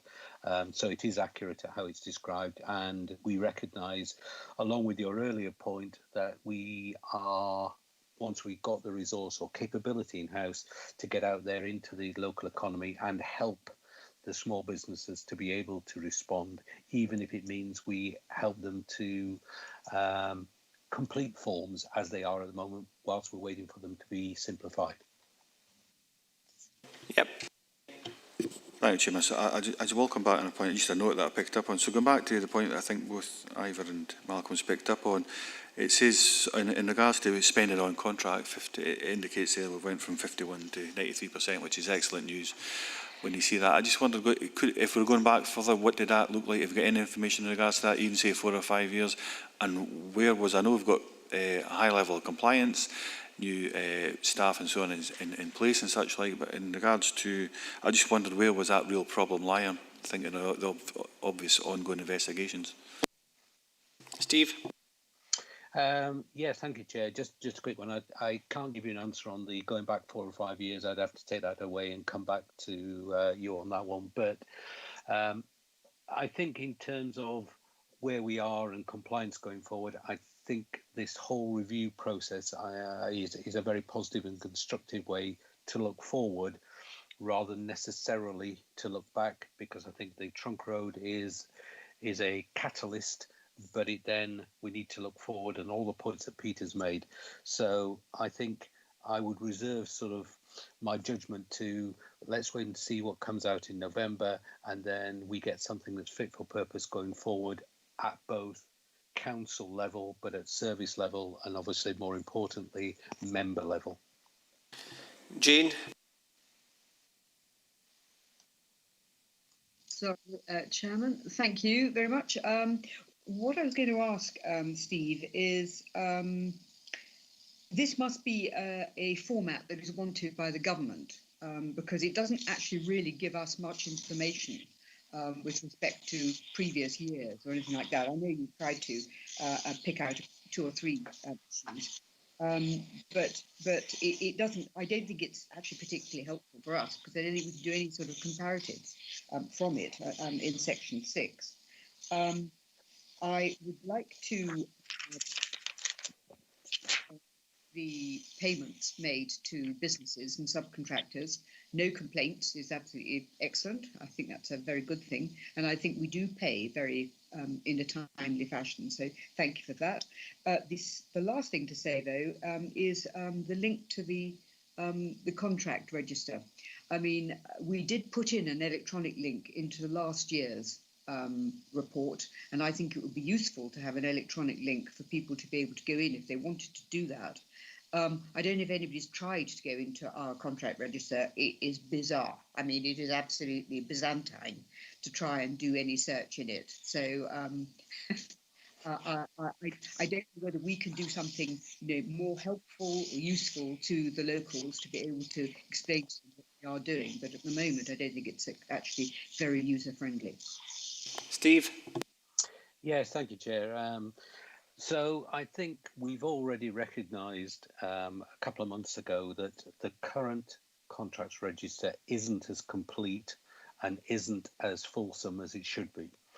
And therefore, I think as part of the recognition of the effort that needs to come out of this review, the contract registry itself needs to be far more encompassing because it is quite corporately based. And then typically what you would normally see is the contract register and the list of tenders likely to come out, and that's not just the very big ones, but even the low ones, would normally appear on the council's website. So if you look at some of the forward-looking councils around, that's typically what happens. So everybody, they just click on a button, it then says forward tenders, contracts awarded, contracts register, and all those things. And it opens up the entire commercial environment within sensible limits to the populace. And that's what we should be aiming for. And I know that we've been having those discussions with Paul and with Lorna, but it needs to be part of the programme of work group coming from the review. Is that okay, Jay? Ellie? Thank you very much. Okay. Excellent. Stephen? Yeah, thanks, Chair. Yeah, I was just wanting to ask of the team, it's just really in terms of like how much more opportunity is there for further savings using Scotland Excel frameworks. I know that we take advantage of that for certain of our services that we procure, but obviously there'll be a few things coming up for renewal or renegotiation, if you like, and is there a further scope to do that? Because I'm not sure from looking at this what the balance of spend through national frameworks is compared to local or direct payments. Steve? Yeah, thank you for the question. So you'd probably be aware, I mean, I meet and speak with Scottish Excel at least minimum once a month, and we always, our first port of call is, can we link into a national framework, be it Scottish Excel or be it the Crown Commercial Services? Why? Because they're already set, they've got good terms and conditions, and in theory they should have the best value outcomes available for us. Doesn't always follow, but that is always our first choice, and then we will look to do something locally. The local ones tend to come about where we have some quite specific Dumfries and Galloway requirements that are not within the national framework. So I think going forward, we're working a lot with Scottish Excel. They're actually doing some work for us at the moment. They're doing, I think it's 6 major contracts on our behalf for Dumfries and Galloway as opposed to national contracts. And I think that kind of relationship will continue to grow going forward. So we're always getting the expertise from outside, and then we are plugging into their internal expertise into terms of contracts. Stephen?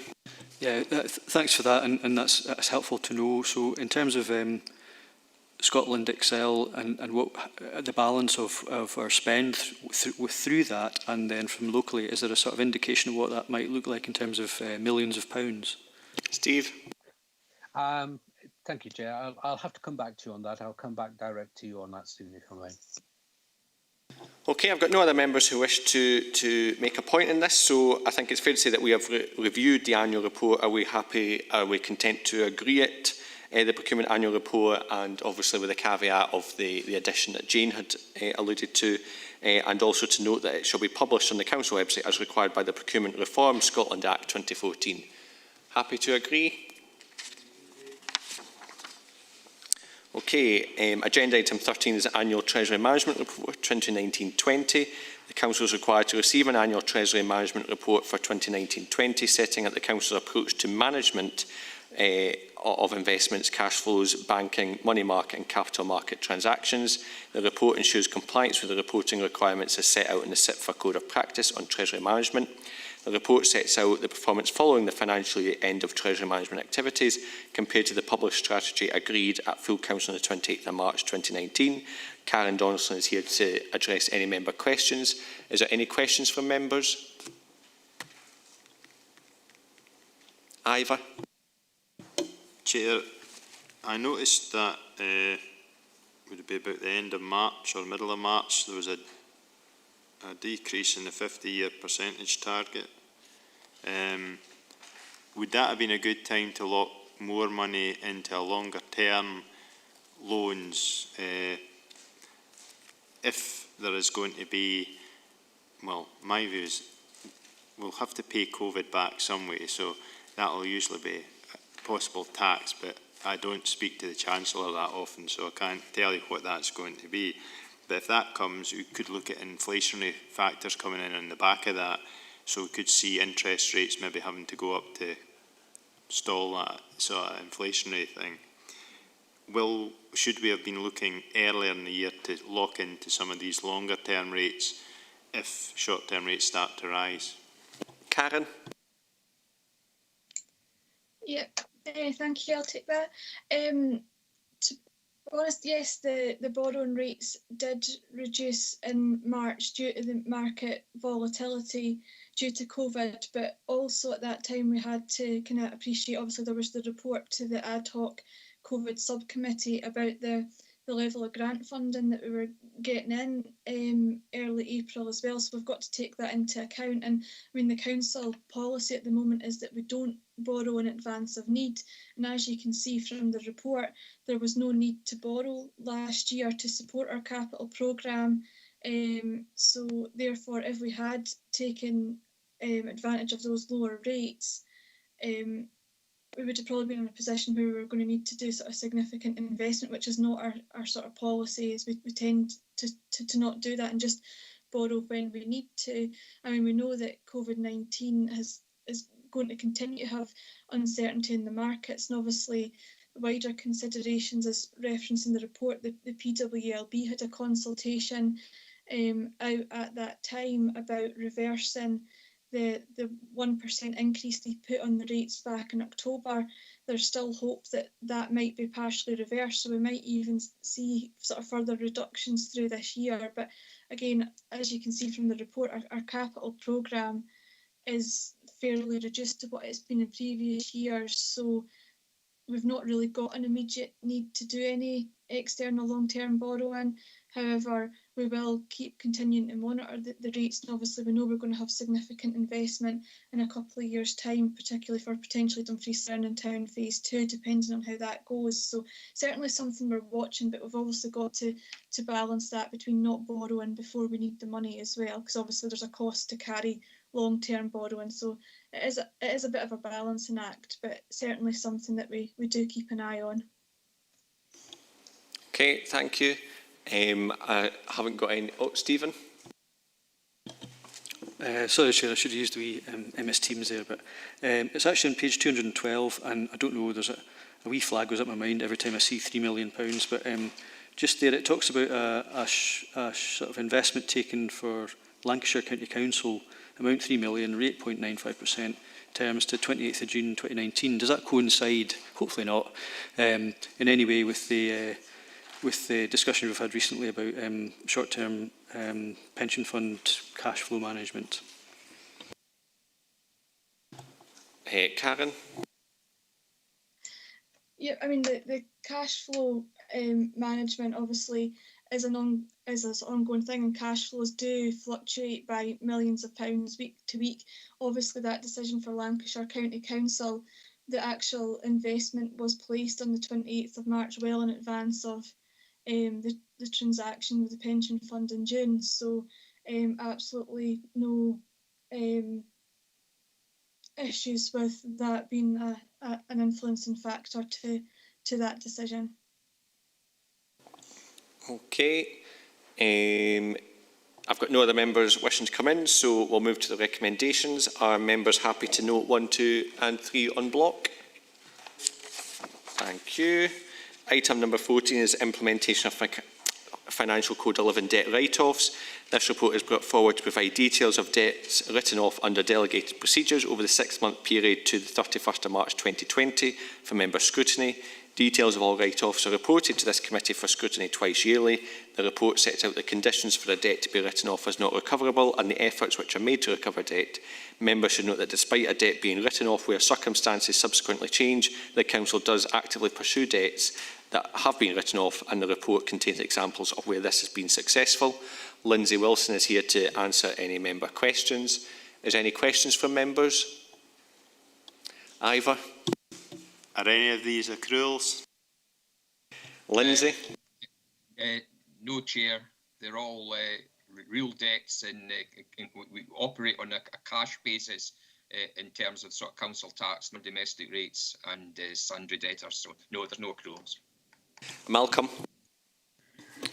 Thank you, Chair. Obviously, with the current situation and the fact that we've not been pursuing debts for the last few months, I think it restarted at the start of last month, I think, if I'm correct. But clearly, next year's potentially going to be a problem. I know we were discussing last year, but have we got any indications of a potential direction of travel for us in coming months? Lindsay? Yeah, well, as I say, probably I would suggest that our initial look at the first 6 months of the year is that the figures will be lower than what they're shown on this particular report. But that's primarily because the amount that was written off for council tax for the last 6 months of 1920 was significantly higher than sort of normal. This was due to the sort of revenues and benefits. The council tax team basically undertaking an exercise to clear out old accounts. So I think you'll find that the figures will be sort of lower, primarily due to that. Generally, we're finding that the pattern is, especially for non-domestic rates for sundry debtors, it tends to be stable, as it does for council tax. I think this particular report itself, there's quite a spike for the council tax, so I think it will go down. But obviously, in a sense, it's early days yet. We've just finished the first 6 months of the year, which we will be reporting to this committee in 17th of November. So we'll let you know then, obviously.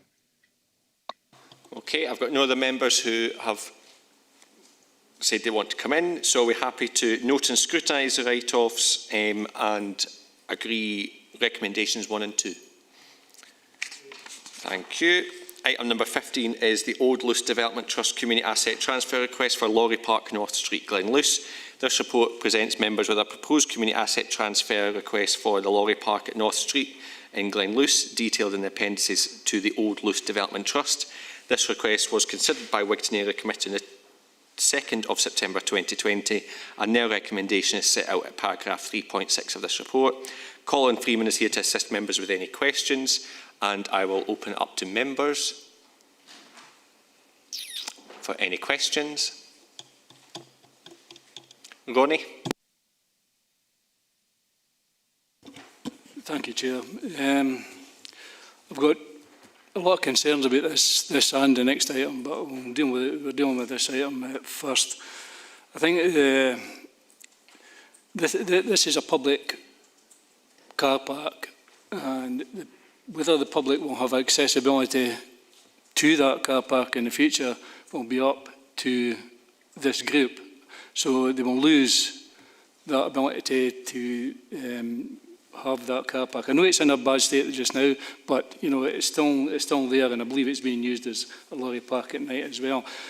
But the value of the car park is £50,000, and what we are looking at is transferring this for £1. Now, it's in there, you know, I think there's lack of evidence as well. I think it was, I'm not sure, I think it was about 5 years ago or something like that, a consultation took place within the community. And since then, there's been no evidence that this has community support within it. So that's just a couple of reasons. I'll let other people back in, but I'm not minded to support this. Jane? Sorry, Chairman, it's a bit slow. Chairman, it's just a couple of points of how this works. The The report talks in 343 that this is a single request for one asset, so there's no need under the Council's organisation's procedures for an officer panel. But I do notice that the business plan only stacks up if both assets are transferred. So I wonder if I could have some help on that one first. And yeah, no, that's what I need first, please. Okay, Colin.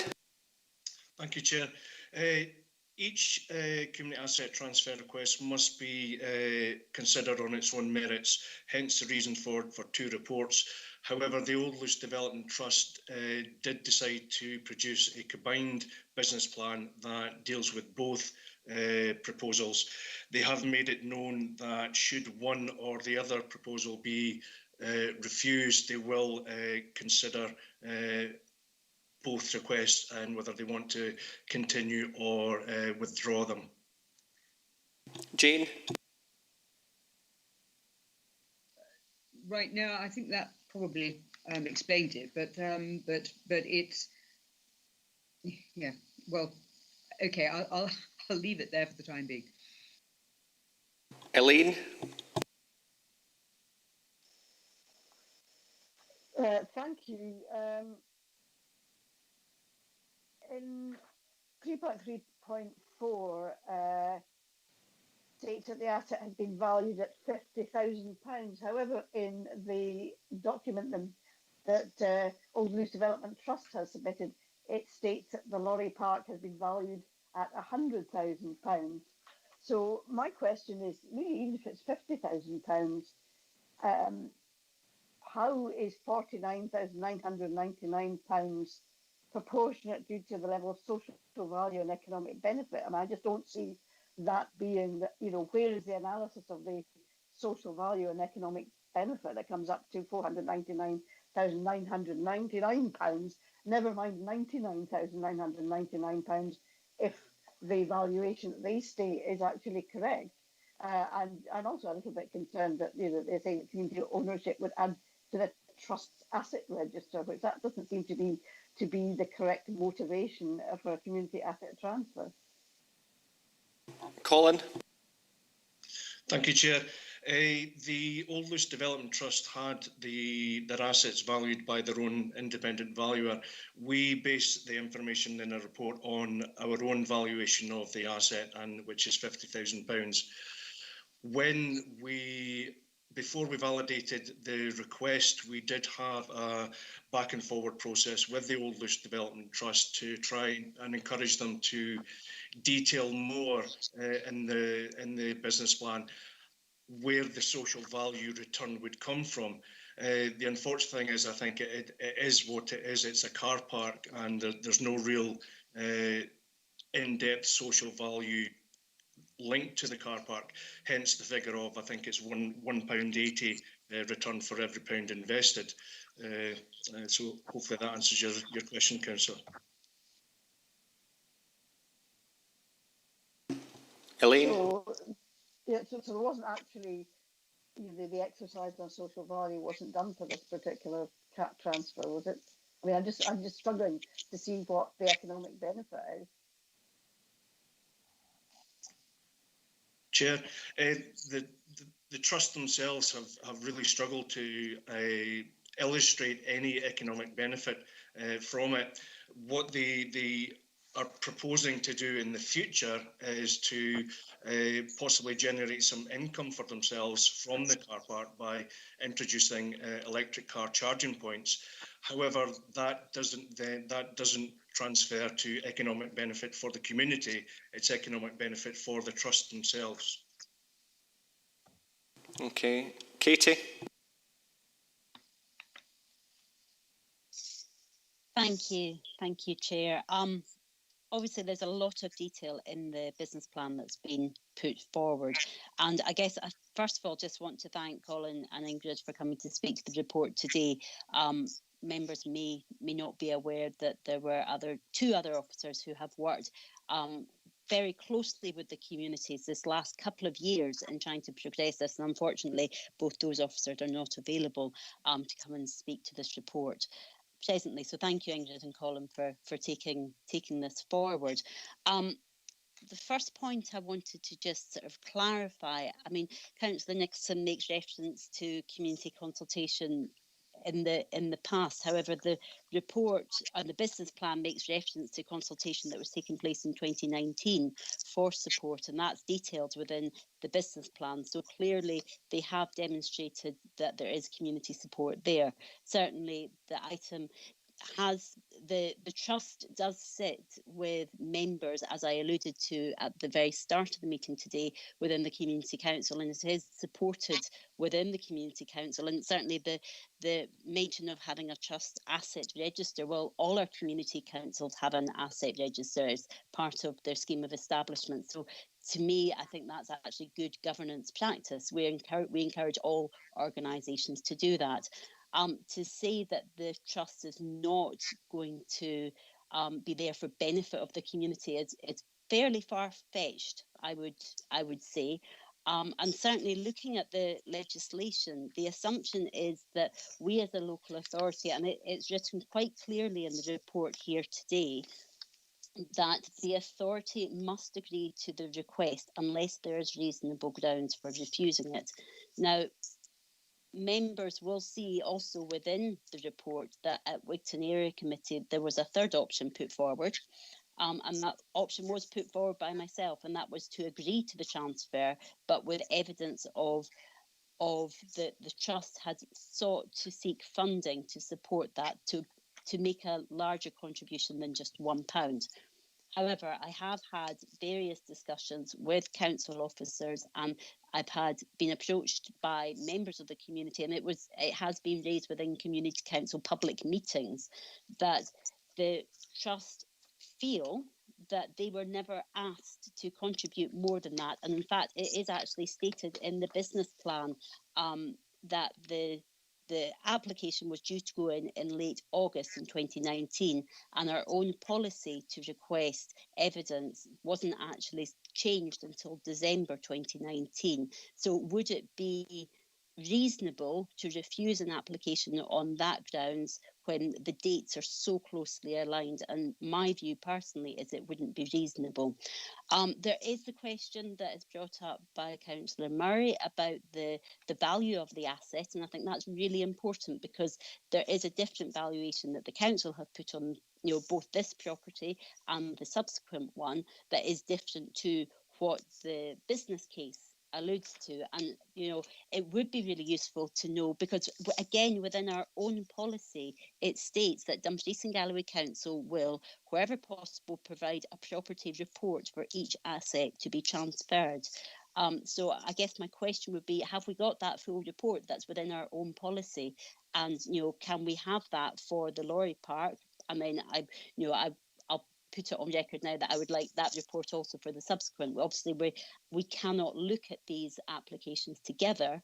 However, as a single point, it would be really useful to know if we have done our own homework and have we complied with our own policy as well going forward. So there's quite a lot in there, but certainly my view is that we should support the community taking forward this. Unfortunately, the Wigton Area Committee's recording from this item, which was discussed at that point, was not available to the public. So I would want to put on public record once again, as I did at Wigton Area Committee, that I fully support this community going forward in this asset transfer.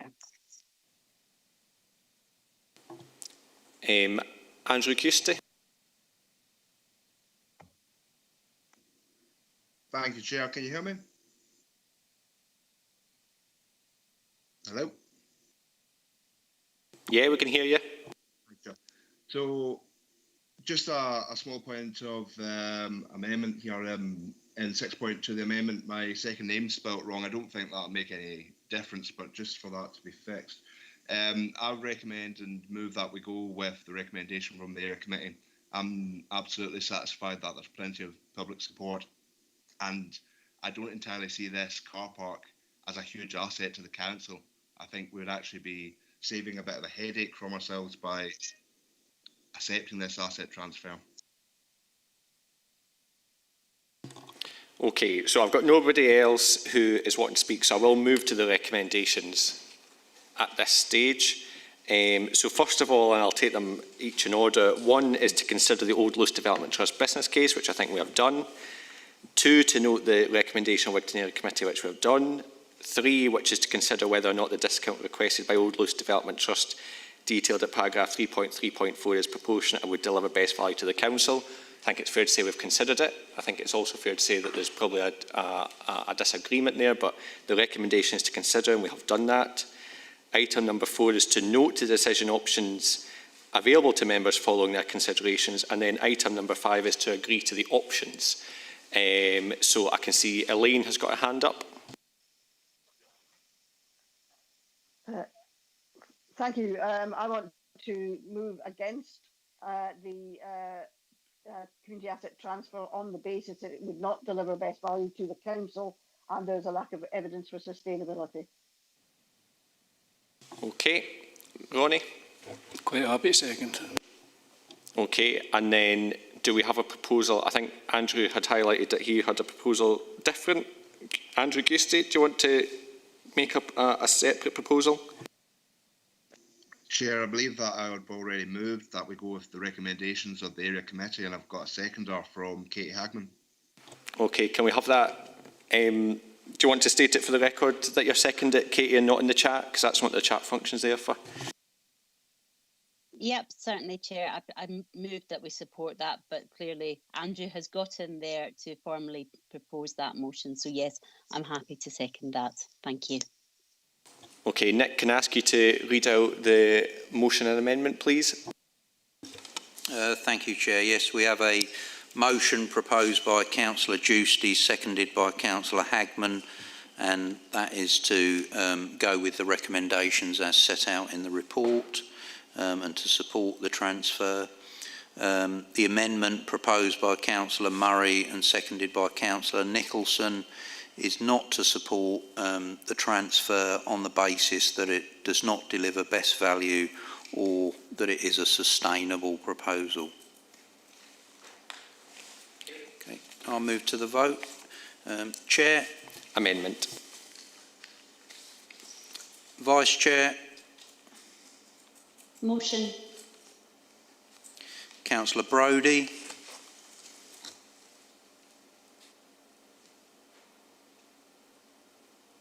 Councillor Brodie? Okay. Councillor John Campbell? Motion. Councillor Carruthers? Motion. Councillor Davidson? Motion. Councillor Fairbairn? Motion.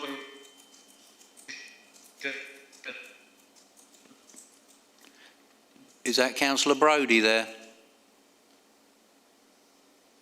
Right, I'll move on. Councillor Giusti? Motion. Motion. Councillor Hislop? Motion. Councillor Ingalls? Right. Apologies, Councillor Ingalls isn't taking part in the vote. He declared an interest. Councillor Johnston? Motion.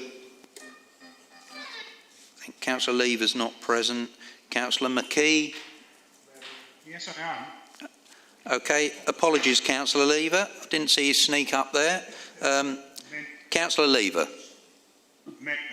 Thank you. Councillor McKee?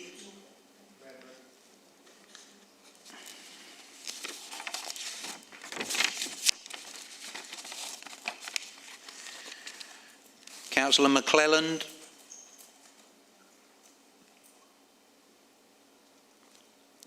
Councillor McClelland? Chair, I think Councillor McLean has an apology for this meeting.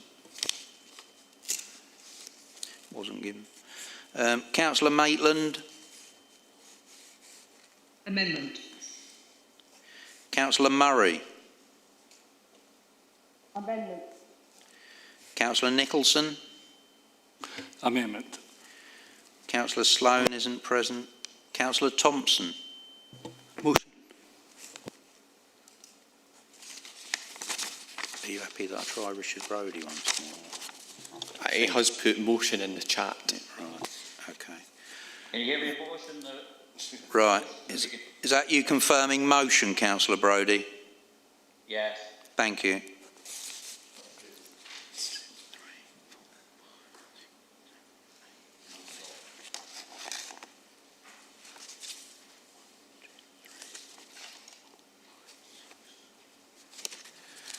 Okay, so we have 10 members voting in favour of the motion with 6 in favour of the amendment. Therefore, the motion is carried. Okay, thank you. We will now move to agenda item 16, which is the Old Luce Development Trust Community Asset Transfer for Woodside Industrial Units, Glenluce. This report presents members with a proposed community asset transfer for the Woodside Industrial Units in Glenluce, detailed in the appendices. And again, this request was considered by Wigton Area Committee on the 2nd of September 2020. Colin Freeman is here to assist members with any questions. So I will open it up to questions from members. Ivor. Chair, it's just the one on state aid. Have we got a resolution to that? Do we need to worry about it if we leave it to next year and Brexit comes in, etc.? Colin. Chair, I think we've got Robin Fletcher on the call as well, who might be able to provide a response from legal services. Okay, Robin, are you there? Yes, thanks, Chair. So the first part of Councillor Hislop's question in relation to we have got some more advice on CAT transfers generally in relation to state aid, because we thought that this would be useful going forward. There is still a little bit of work to be done in this specific example because of some particular aspects of it. There's a reasonable chance that one of the tests wouldn't be met, but we have to put some of the detail and probably have some further dialogue with the community group about exactly how it would be configuring things, particularly in relation to income generating activities on the ground. So it wouldn't take long to sort that part out. In relation to the second part of the question, we're currently in the Brexit transition period, which runs post-Brexit transition period, which runs up to the 31st of December of this year, because of various extensions which have been made by legal agreements between UK government and the European Commission. So as a result of that, all the current state aid regime applies with its full rigour during that transition period, so up to the 31st of December. After that, there's a more uncertain picture, but the current trade talks ongoing between the UK government and the European Commission are highly relevant to that, because if we exit without a trade deal in place, we go to WTO rules which have an element of state aid contained within them. So it won't be exactly the same, but there'll be some application of state aid. If we do exit with a trade deal, it's highly likely that that trade deal would involve a modification of the state aid regime, which might be very similar to what we have. So we won't know for certain, but at the moment we're fully bound by it, and it's likely there'll be some form of variant going forward from the end of December. Okay, Ivor, does that answer your question? I think so. And just any cost to this state aid investigation, I take it that, other than for our own benefit, Old Luce Development Trust, they'll be actually picking up any cost if they're getting legal advice. We're not actually acting on their behalf just now, I would take it. We're not, sorry, Councillor, we're not acting on their behalf, but we have taken some generic advice because this position may come up in other transfers. So we've been able to do that. there would be a little more work required. And I think that given that we are the body providing the asset, which could potentially be a state aid transaction, we would want to be satisfied about that, because it would be us who would be required to notify it to the European Commission if it was a state aid scenario where we couldn't find an exemption or it didn't fall within the de minimis. So if it definitely qualified as state aid, we'd have that responsibility. So we would undertake that. Obviously, from their perspective, they would be the ones ultimately paying back the money, if returning the asset or paying back a value of it if the European Commission determined at a later date it was state aid and they required that to be reinstated. Katie. Thank you, Chair, and thank you, Robin, for that update. I think it's useful for members to know that the Old Luce Development Trust is aware of this situation, and they have had that conversation with officers, and I think that's really important for us as members to be assured that they are going into any potential scenario with their eyes wide open. I'll go back to some of the points I made on the previous item, and again back to our own policy, which states wherever possible we should provide property reports for each asset to be transferred containing such information as the current condition of the building, the running costs, cost of utilities and the current income. Now, clearly with this item before us, there is an income being generated within that. However, looking at the business plan, having done the consultation with the community in June 2019 and had consultation done with the sitting tenants have identified the upgrades and refurbishments that they view as being necessary, which is on page 327 of our report. Now, there is mention of rewiring of the units. There's mention of installation of a fire detection system, which I am slightly concerned that we have industrial units without fire detection system, and roof repairs. Do we have a cost of how much that would cost the council to do that work? Has the report been done? I know that there was a paper to full council requesting a review of all our industrial units, but my concern is to bring this asset up to reasonable condition is going to be fairly expensive, but I would like to have the officer's opinion on that. And certainly the fact that the Trust has identified these things as action points to take forward and that there is support. And one of the key points that the Trust have made, and it's referenced in the officer report as well, insofar that it's stated that there's little interest in these industrial units from other people looking to come in. So the Trust have identified that they're looking at securing jobs within the locality. So I guess my first question is, have we got an idea of costs of what it would to bring these industrial units up to the standard that's required? Colin. Thank you, Chair. And again, Nick Lane is on the call, who will be able to answer from a property perspective. Nick. Good afternoon, councillors. We are currently in the process of commissioning and have actually commenced in some areas condition surveys on our industrial portfolio.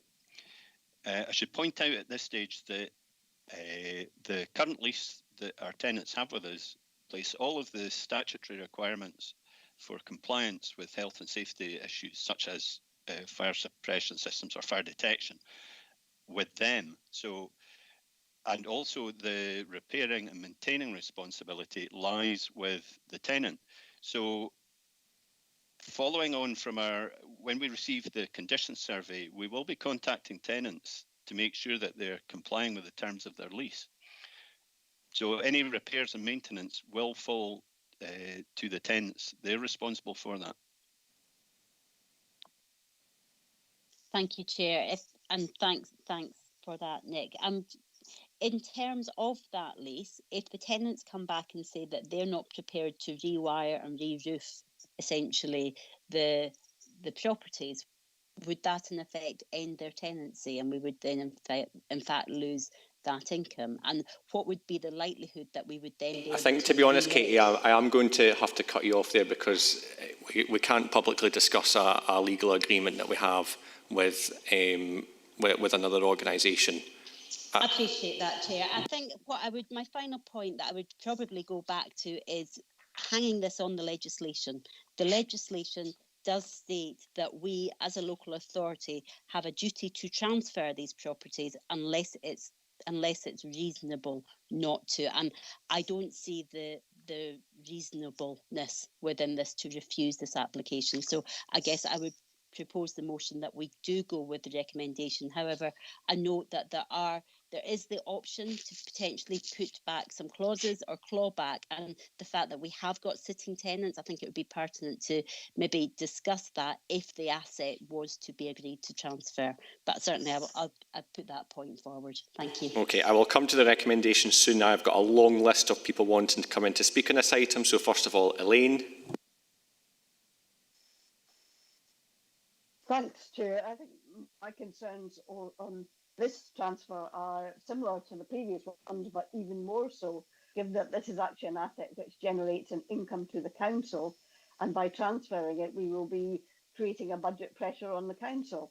I also refer back to 3.3.4 in this report, which says about the economic and social benefit, this time worth on our estimate almost 200k. Almost 300k on their estimate, and yet I don't actually see where the economic and social benefit to the community is, because on page 347, 8.2, they state ownership of the industrial estate will provide the trust with just such an income which could be used in various ways to sustain the day-to-day operation of the trust, or as a means of cross-subsidising other projects. So it doesn't actually look as if it is being acquired in order to support the community, but actually to support the trust, by again adding to part of their register of assets.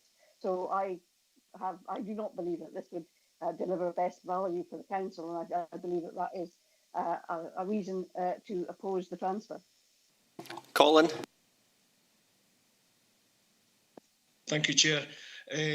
The officer's assessment of the business plan in relation to the industrial units is as the leader has just pointed out, that the income that would be generated would go to the Old Luce Development Trust, and it's not clear from their business plan how that would then be reinvested into the community for community benefit, which I think is clear from the business plan. Okay.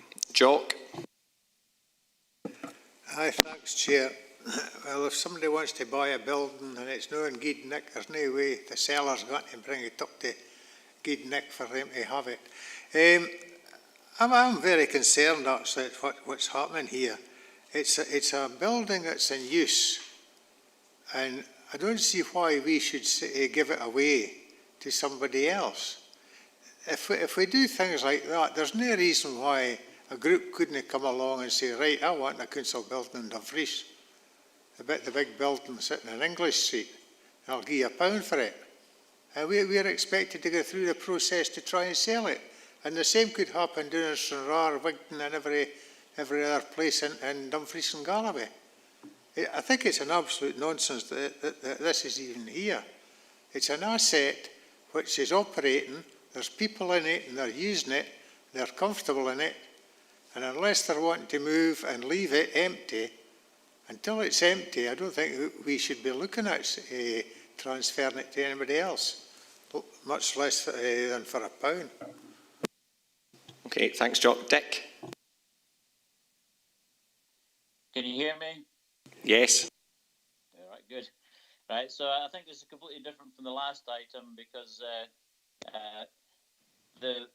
we have a duty to transfer assets, but it doesn't mean we're giving them away. We're getting £19,000 a year income from this building.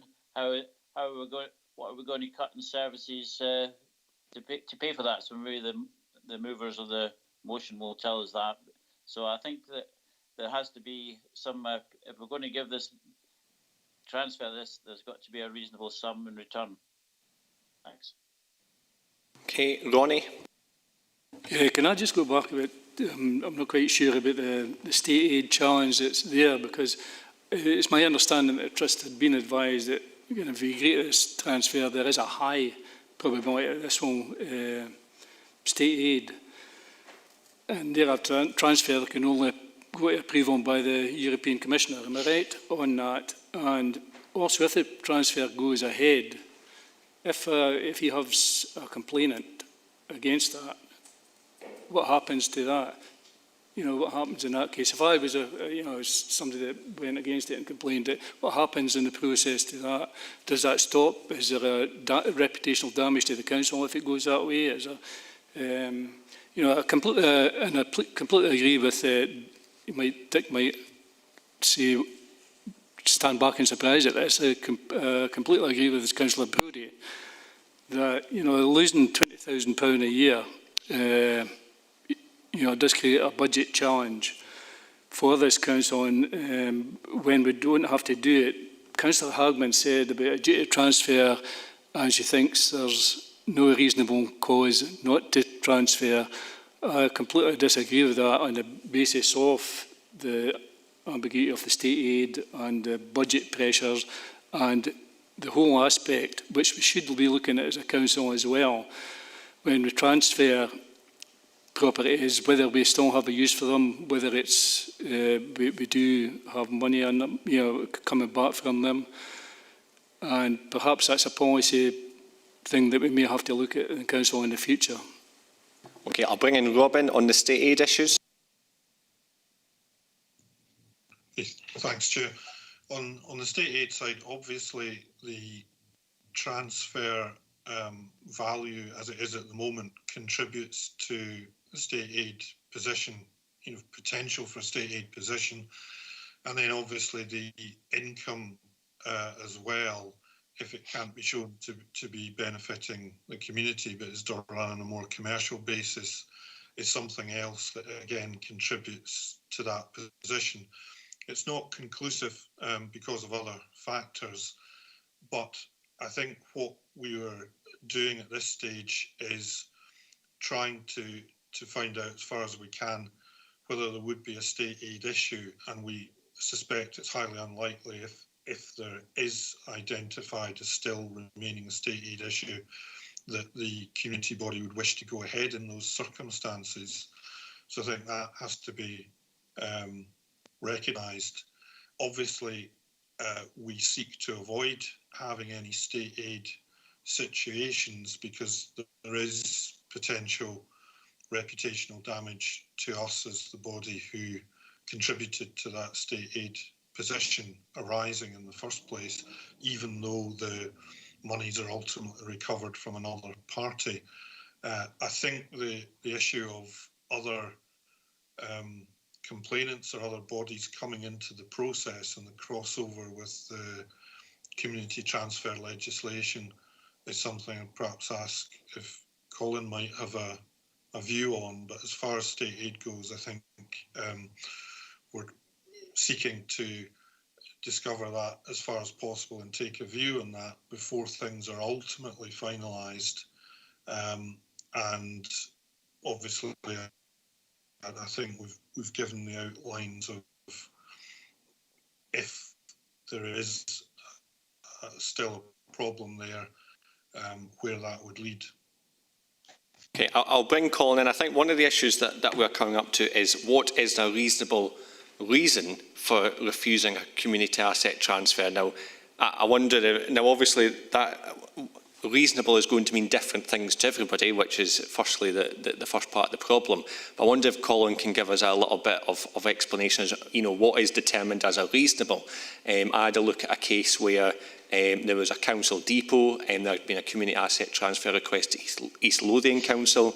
East Lothian Council had refused that on the basis that the group had not secured and had no evidence that they had secured the funding required for their project, so it refused it. The group had then taken an appeal to Scottish ministers, and Scottish ministers dismissed that. So obviously the reasonable grounds in that case was that there was a lack of and no evidence that they had secured funding, and that was actually upheld. That decision was upheld by ministers. So that suggests to me that actually the reasonable grounds is actually quite a low bar for what that means in actual reality of community asset transfer legislation. So I'll bring Colin in on that point.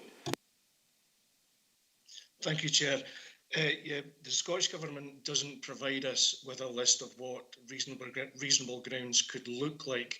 So therefore, that's why we ask, or we try to put as much into the report for members as possible, so they can base their considerations on the fullest of information.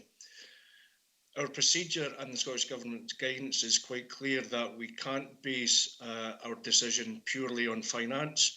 That's why we have to have the conversation about proportionality of the discount, the wider benefits to the community, etc., etc. And these are why we try and include these for members' consideration in the report.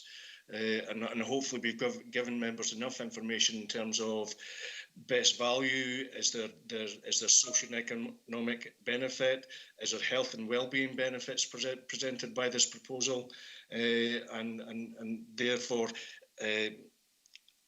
on those considerations, members will decide, as you quite rightly say, it's a challenge, but what is reasonable and what is not reasonable grounds for our refusal. Okay, I'll bring in Andrew Giusti. Thank you very much, Chair. I agree entirely with what Katie said, actually.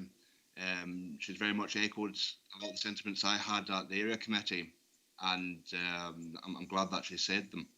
One of the issues that we've got here is we've got an asset that's generating £19,000 a year, but the tenants that are in them will not sign up to another 10 years. They are going on, I can't remember the name of it, but it's like it starts with a T, but it's a 1 year. I think as well, Andrew, we just need to be careful in discussing the legal agreements that we have with tenants, and I would really caution members against taking that line of questioning and discussion. One thing, Chair, though, is it's a major part of the decision on this. That is a massive part of the decision to actually look at the tenancy and what the history of the tenancy is, and looking forward, because it's been discussed in the maintenance that that these tenants are liable for the maintenance. So if you've got a tenant that's in there for 1 year and they're liable for the maintenance, at the end of the year, if they're being forced to do maintenance on that property, that'll cost them £250,000, for example. If I was a tenant, I would leave, and that leaves us with no income. And actually, we would have to bring it up to a state where it is marketable again. So I think we're moving into realms of fantasy here and non-factual statements, probably. I think the decision in front of us today is on the community asset transfer. It's not on, if we decide not to progress the transfer, actually what the building will be used for, if it will be used, if we will do work to it, and such like that will be taken by the Economy and Resources Committee at some point in the future. So have you got any further points, Andrew? Well, Chair, I'll let Ronnie sit in his fantasy over in Dumfries, but I will support Councillor Hagman and second her motion. Right, I'll bring in Nick. Yes, Economic Development have also commissioned a piece of work that is looking at the entire industrial portfolio across the region, looking to decide whether or not we'd offload that, whether we sell that, invest the money in new property, whether we can source external money to improve external appearance of industrial units. Just by way of a bit of background, can I say that from Langham to Stranraer we have maybe 65 industrial units. We're currently getting income of about £275,000 a year for these. The units tend to be in areas where it's impossible for a developer to make a profit on building new units. So the council stepped in, okay, back in the 80s when these were built, to provide that business accommodation for start-up businesses. Our occupation rate at the minute is round about, I think, 98%. So we'll tend to let them fairly quickly. There are always people on the phone asking, what's available.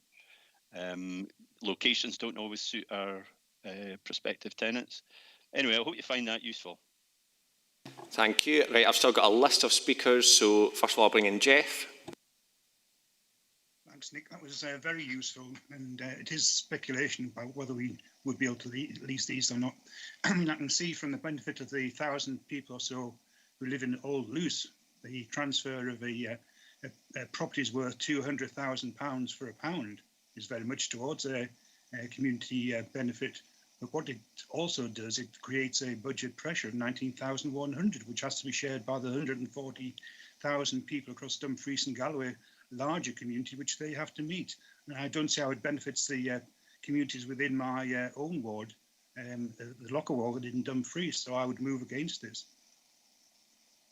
Okay, thank you. I note that Elaine has moved as well, so I'll move to Jane and come back to the proposals and the recommendations. Chairman, I'm happy to let the debate go through. I think points have been made that I was going to raise. Thank you. Ian Crothers. Thank you, Chair. I'll be as brief as I can. So I'm looking at page 299 and 3.3.6. There's a whole list of projects that are either underway, about to commence, I think, or have been completed in regards to the Old Luce Development Trust. I'll just quickly outline them. Developing the Village Square, funding is in place, and works are due to commence very shortly. Bullet point 2, Glen Luce to Dunraggett link path improvements complete and the paths open. Third bullet point is the Glen improvements underway and due to be completed shortly. And there's a whole list. I'll just keep going on. There's a whole number. I think we could all agree that they're good, important, and relevant to the particular history and the way this organisation has been working and what it's produced on the ground, so to speak. So it's not brand new. It's not just appeared from nowhere. It is there, and it has produced quite a bit of community benefit in its current format without this project. 3.4.1. It talks about the benefits and the disbenefits. Again, the benefits outweigh the disbenefits by quite an amount. And I do think if this potential has been raised, but we haven't got the facts in front of us, but been raised that there is a risk that we'll have a different level of financial revenue resulting in regards to a future tenancy. That risk should be considered as well, and I support what's coming from both Councillor Justy and Hagman. Thank you. Stephen Thompson. Yeah, thanks, Chair. I mean, I'm actually looking at this. Well, when I first read this, I thought, well, this is a positive example of a community trying to take control of the assets in its area to develop things that are going to benefit the area and potentially wider. Now, obviously, the £200,000 and the £19,000 income are the sort of sticking points, but really, as we've heard, they're not what should really be the reasonableness test for this going forward. What I've seen is a business plan, a demonstration and a track record of success, very much focused in the local area, to the benefit of the local residents, and it's a much more positive vision of the future for Glen Luce community, for the area, to have a plan that's going to invest into this asset for the benefit of the wider community, rather than what I'm hearing is we might be getting a report in terms of economic development. It's not in front of us. I know we're going to be doing a review of our sort of estate, etc., but that's not what's in front of us today, and we have to determine this today. So I've got no qualms about supporting it, recognising that there are potential risks, but absorbable risks by the council for communities being able to empower themselves, which, after all, is one of the things we're trying to do as well. Okay, Andrew Gusty. Thank you for letting me back in, Jim. Would it be worth looking at a site visit and a condition report for the whole property, and actually look in maybe in a private session at the financial situation for these buildings, so that the committee have got the fullest information? I think that is not the decision in front of us today. The decision in front of us today is whether we move to whether we agree a community asset transfer or not. Jane. Thank you, Chairman. I think we've got to look at the business plan, and the business plan does not explain how it would do what it is suggesting it would do, which is to ensure employment. The business plan should therefore be explaining how it would go about refurbing and improving the site using the financial information. That's just not there, Chairman. And if you add into that the risk to the council, I mean, the leaders already talked about the opportunity cost, which we are losing in terms of nearly £20,000, as has Councillor Brodie. If you add into that the risk that is there in terms of state aid, the state aid issue. I mean, I don't know about you, but I don't think we have got sufficient capacity to have our legal team faffing around with state aid wrangle for years and years. We don't have the spare capacity to do that. So we've got a risk here in terms of which is stated to us perfectly clearly in the report. We're losing some income, and the business plan itself, from the point of view of the community, does not stack up and might indeed actually do exactly what they're trying to avoid, which is to risk those jobs that are currently already there. The council at least does have the capacity and a demonstrable capacity to refurb its units if it came down to it. Yes. Right, okay, I have no other members who wish to come in at this point. Ivor, I'll take that back. It's just Councillor Brodie and Councillor Nicholson raised the point about the hole in the revenue budget if we agree this.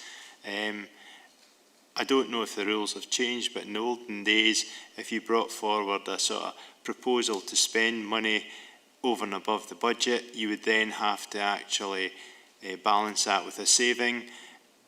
Is that process still in place? And if so, could Councillor Hagman tell us where that £20,000, or 19, sorry, to cover the revenue loss is coming from? If she's wanting a suggestion, the area committee funds might be an option.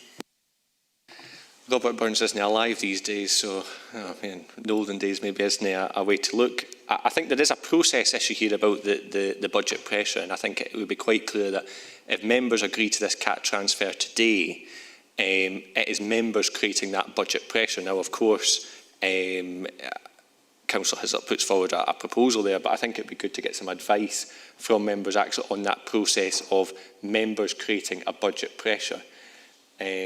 Lorna? This is a novel case in the sense that this is the first time members have been asked to transfer an operational asset, and therefore there's an implication for budget. My advice would be that the position members take, if they were to transfer this would need to be a further pressure within the budget for next year, given the lateness in the year the transfer has been requested, and the likely process of legal transfer will take some time, and it's most likely to impact into next year's budget, but it would need to be on the face of members' decisions for next year's budget. Okay, Katie? Thank you, Chair, for letting me come back in. It's a point well made by Ivor on that one. And I think it's a phrase that I've heard repeated many times, because members are at liberty to put forward recommendations. And I think the phrase that is often used in this scenario is that further savings would be sought to be identified in the future to plug this potential loss of income of 19,000. Ronnie? This item has a potential to go even further. I think Nick explained some of the assets that we do have in place. For start-up businesses throughout the region, and we do get £275,000 back from that, but also we have the ability as a council organisation to help these start-up businesses in their endeavours. Now, this would probably lead to a precedent that anybody could then take over these other income-generating assets from the council. So I think that has to be taken into consideration as well.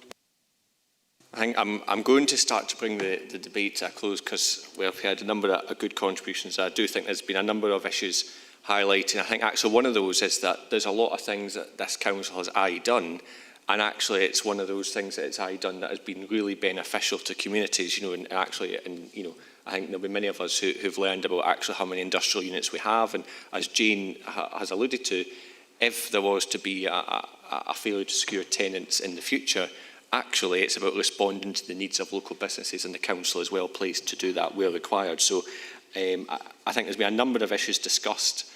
I haven't got any more requests for speakers, so I will move to the recommendations at this stage. So issue number 1 is to consider the trust business case. I think that we have done that.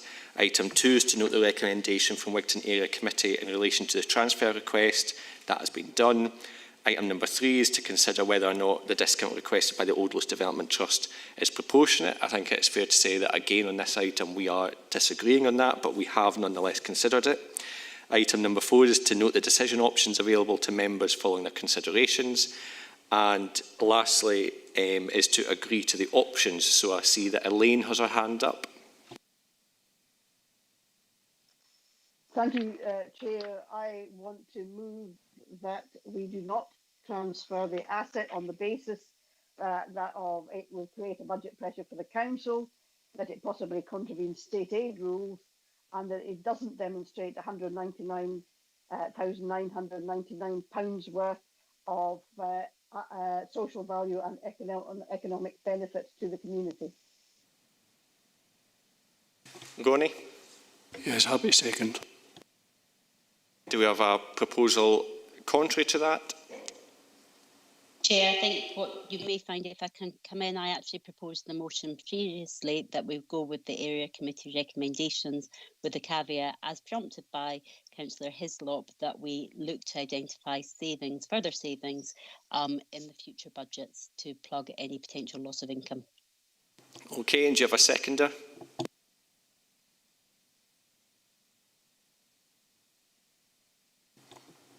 Okay, he's put it in the chat. Nick, can you read out the motion and amendment, please? Thank you, Chair. The motion proposed by Councillor Hagman and seconded by Councillor Giusti is as per the recommendations set out in the report, and to support the transfer of the asset to the Old Luce Trust, and with the caveat that we look to identify savings to plug the budget gap that would be potentially created by the transfer. The amendment proposed by Councillor Murray and seconded by Councillor Nicholson is to refuse the transfer on the basis that it creates a budget pressure, concerns regarding the state aid status, and a query of the social and economic benefit to the community demonstrated by the application. Okay, we'll proceed to a vote. Chair. Amendment. Vice Chair. Motion, please. Councillor Brodie. Amendment. Councillor John Campbell. Motion. Councillor Carruthers. Motion. Councillor Davidson. Motion. Councillor Fairburn. Motion. Councillor Giusti. Motion. Councillor Hislop. Motion. Councillor Ingalls is not participating in this vote. Councillor Johnston. Motion. Councillor Lever. Amendment. Councillor McKee.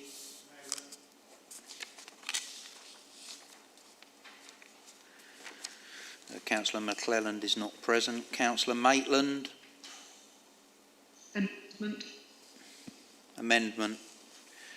Councillor Murray. Amendment. Councillor Nicholson. Amendment. Councillor Sloan is not present. Councillor Thompson. Motion.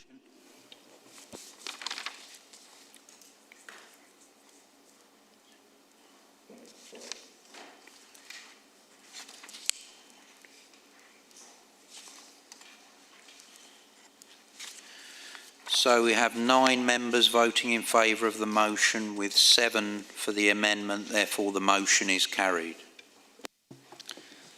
Okay, we'll then proceed to item number 17. I can confirm that I have no urgent business to be determined today.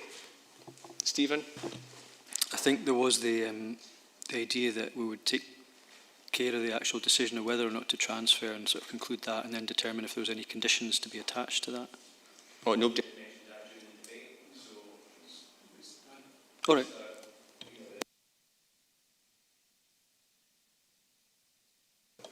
That's fine, you're the chair. Okay, so I've got no urgent business. Thank you very much for taking part today.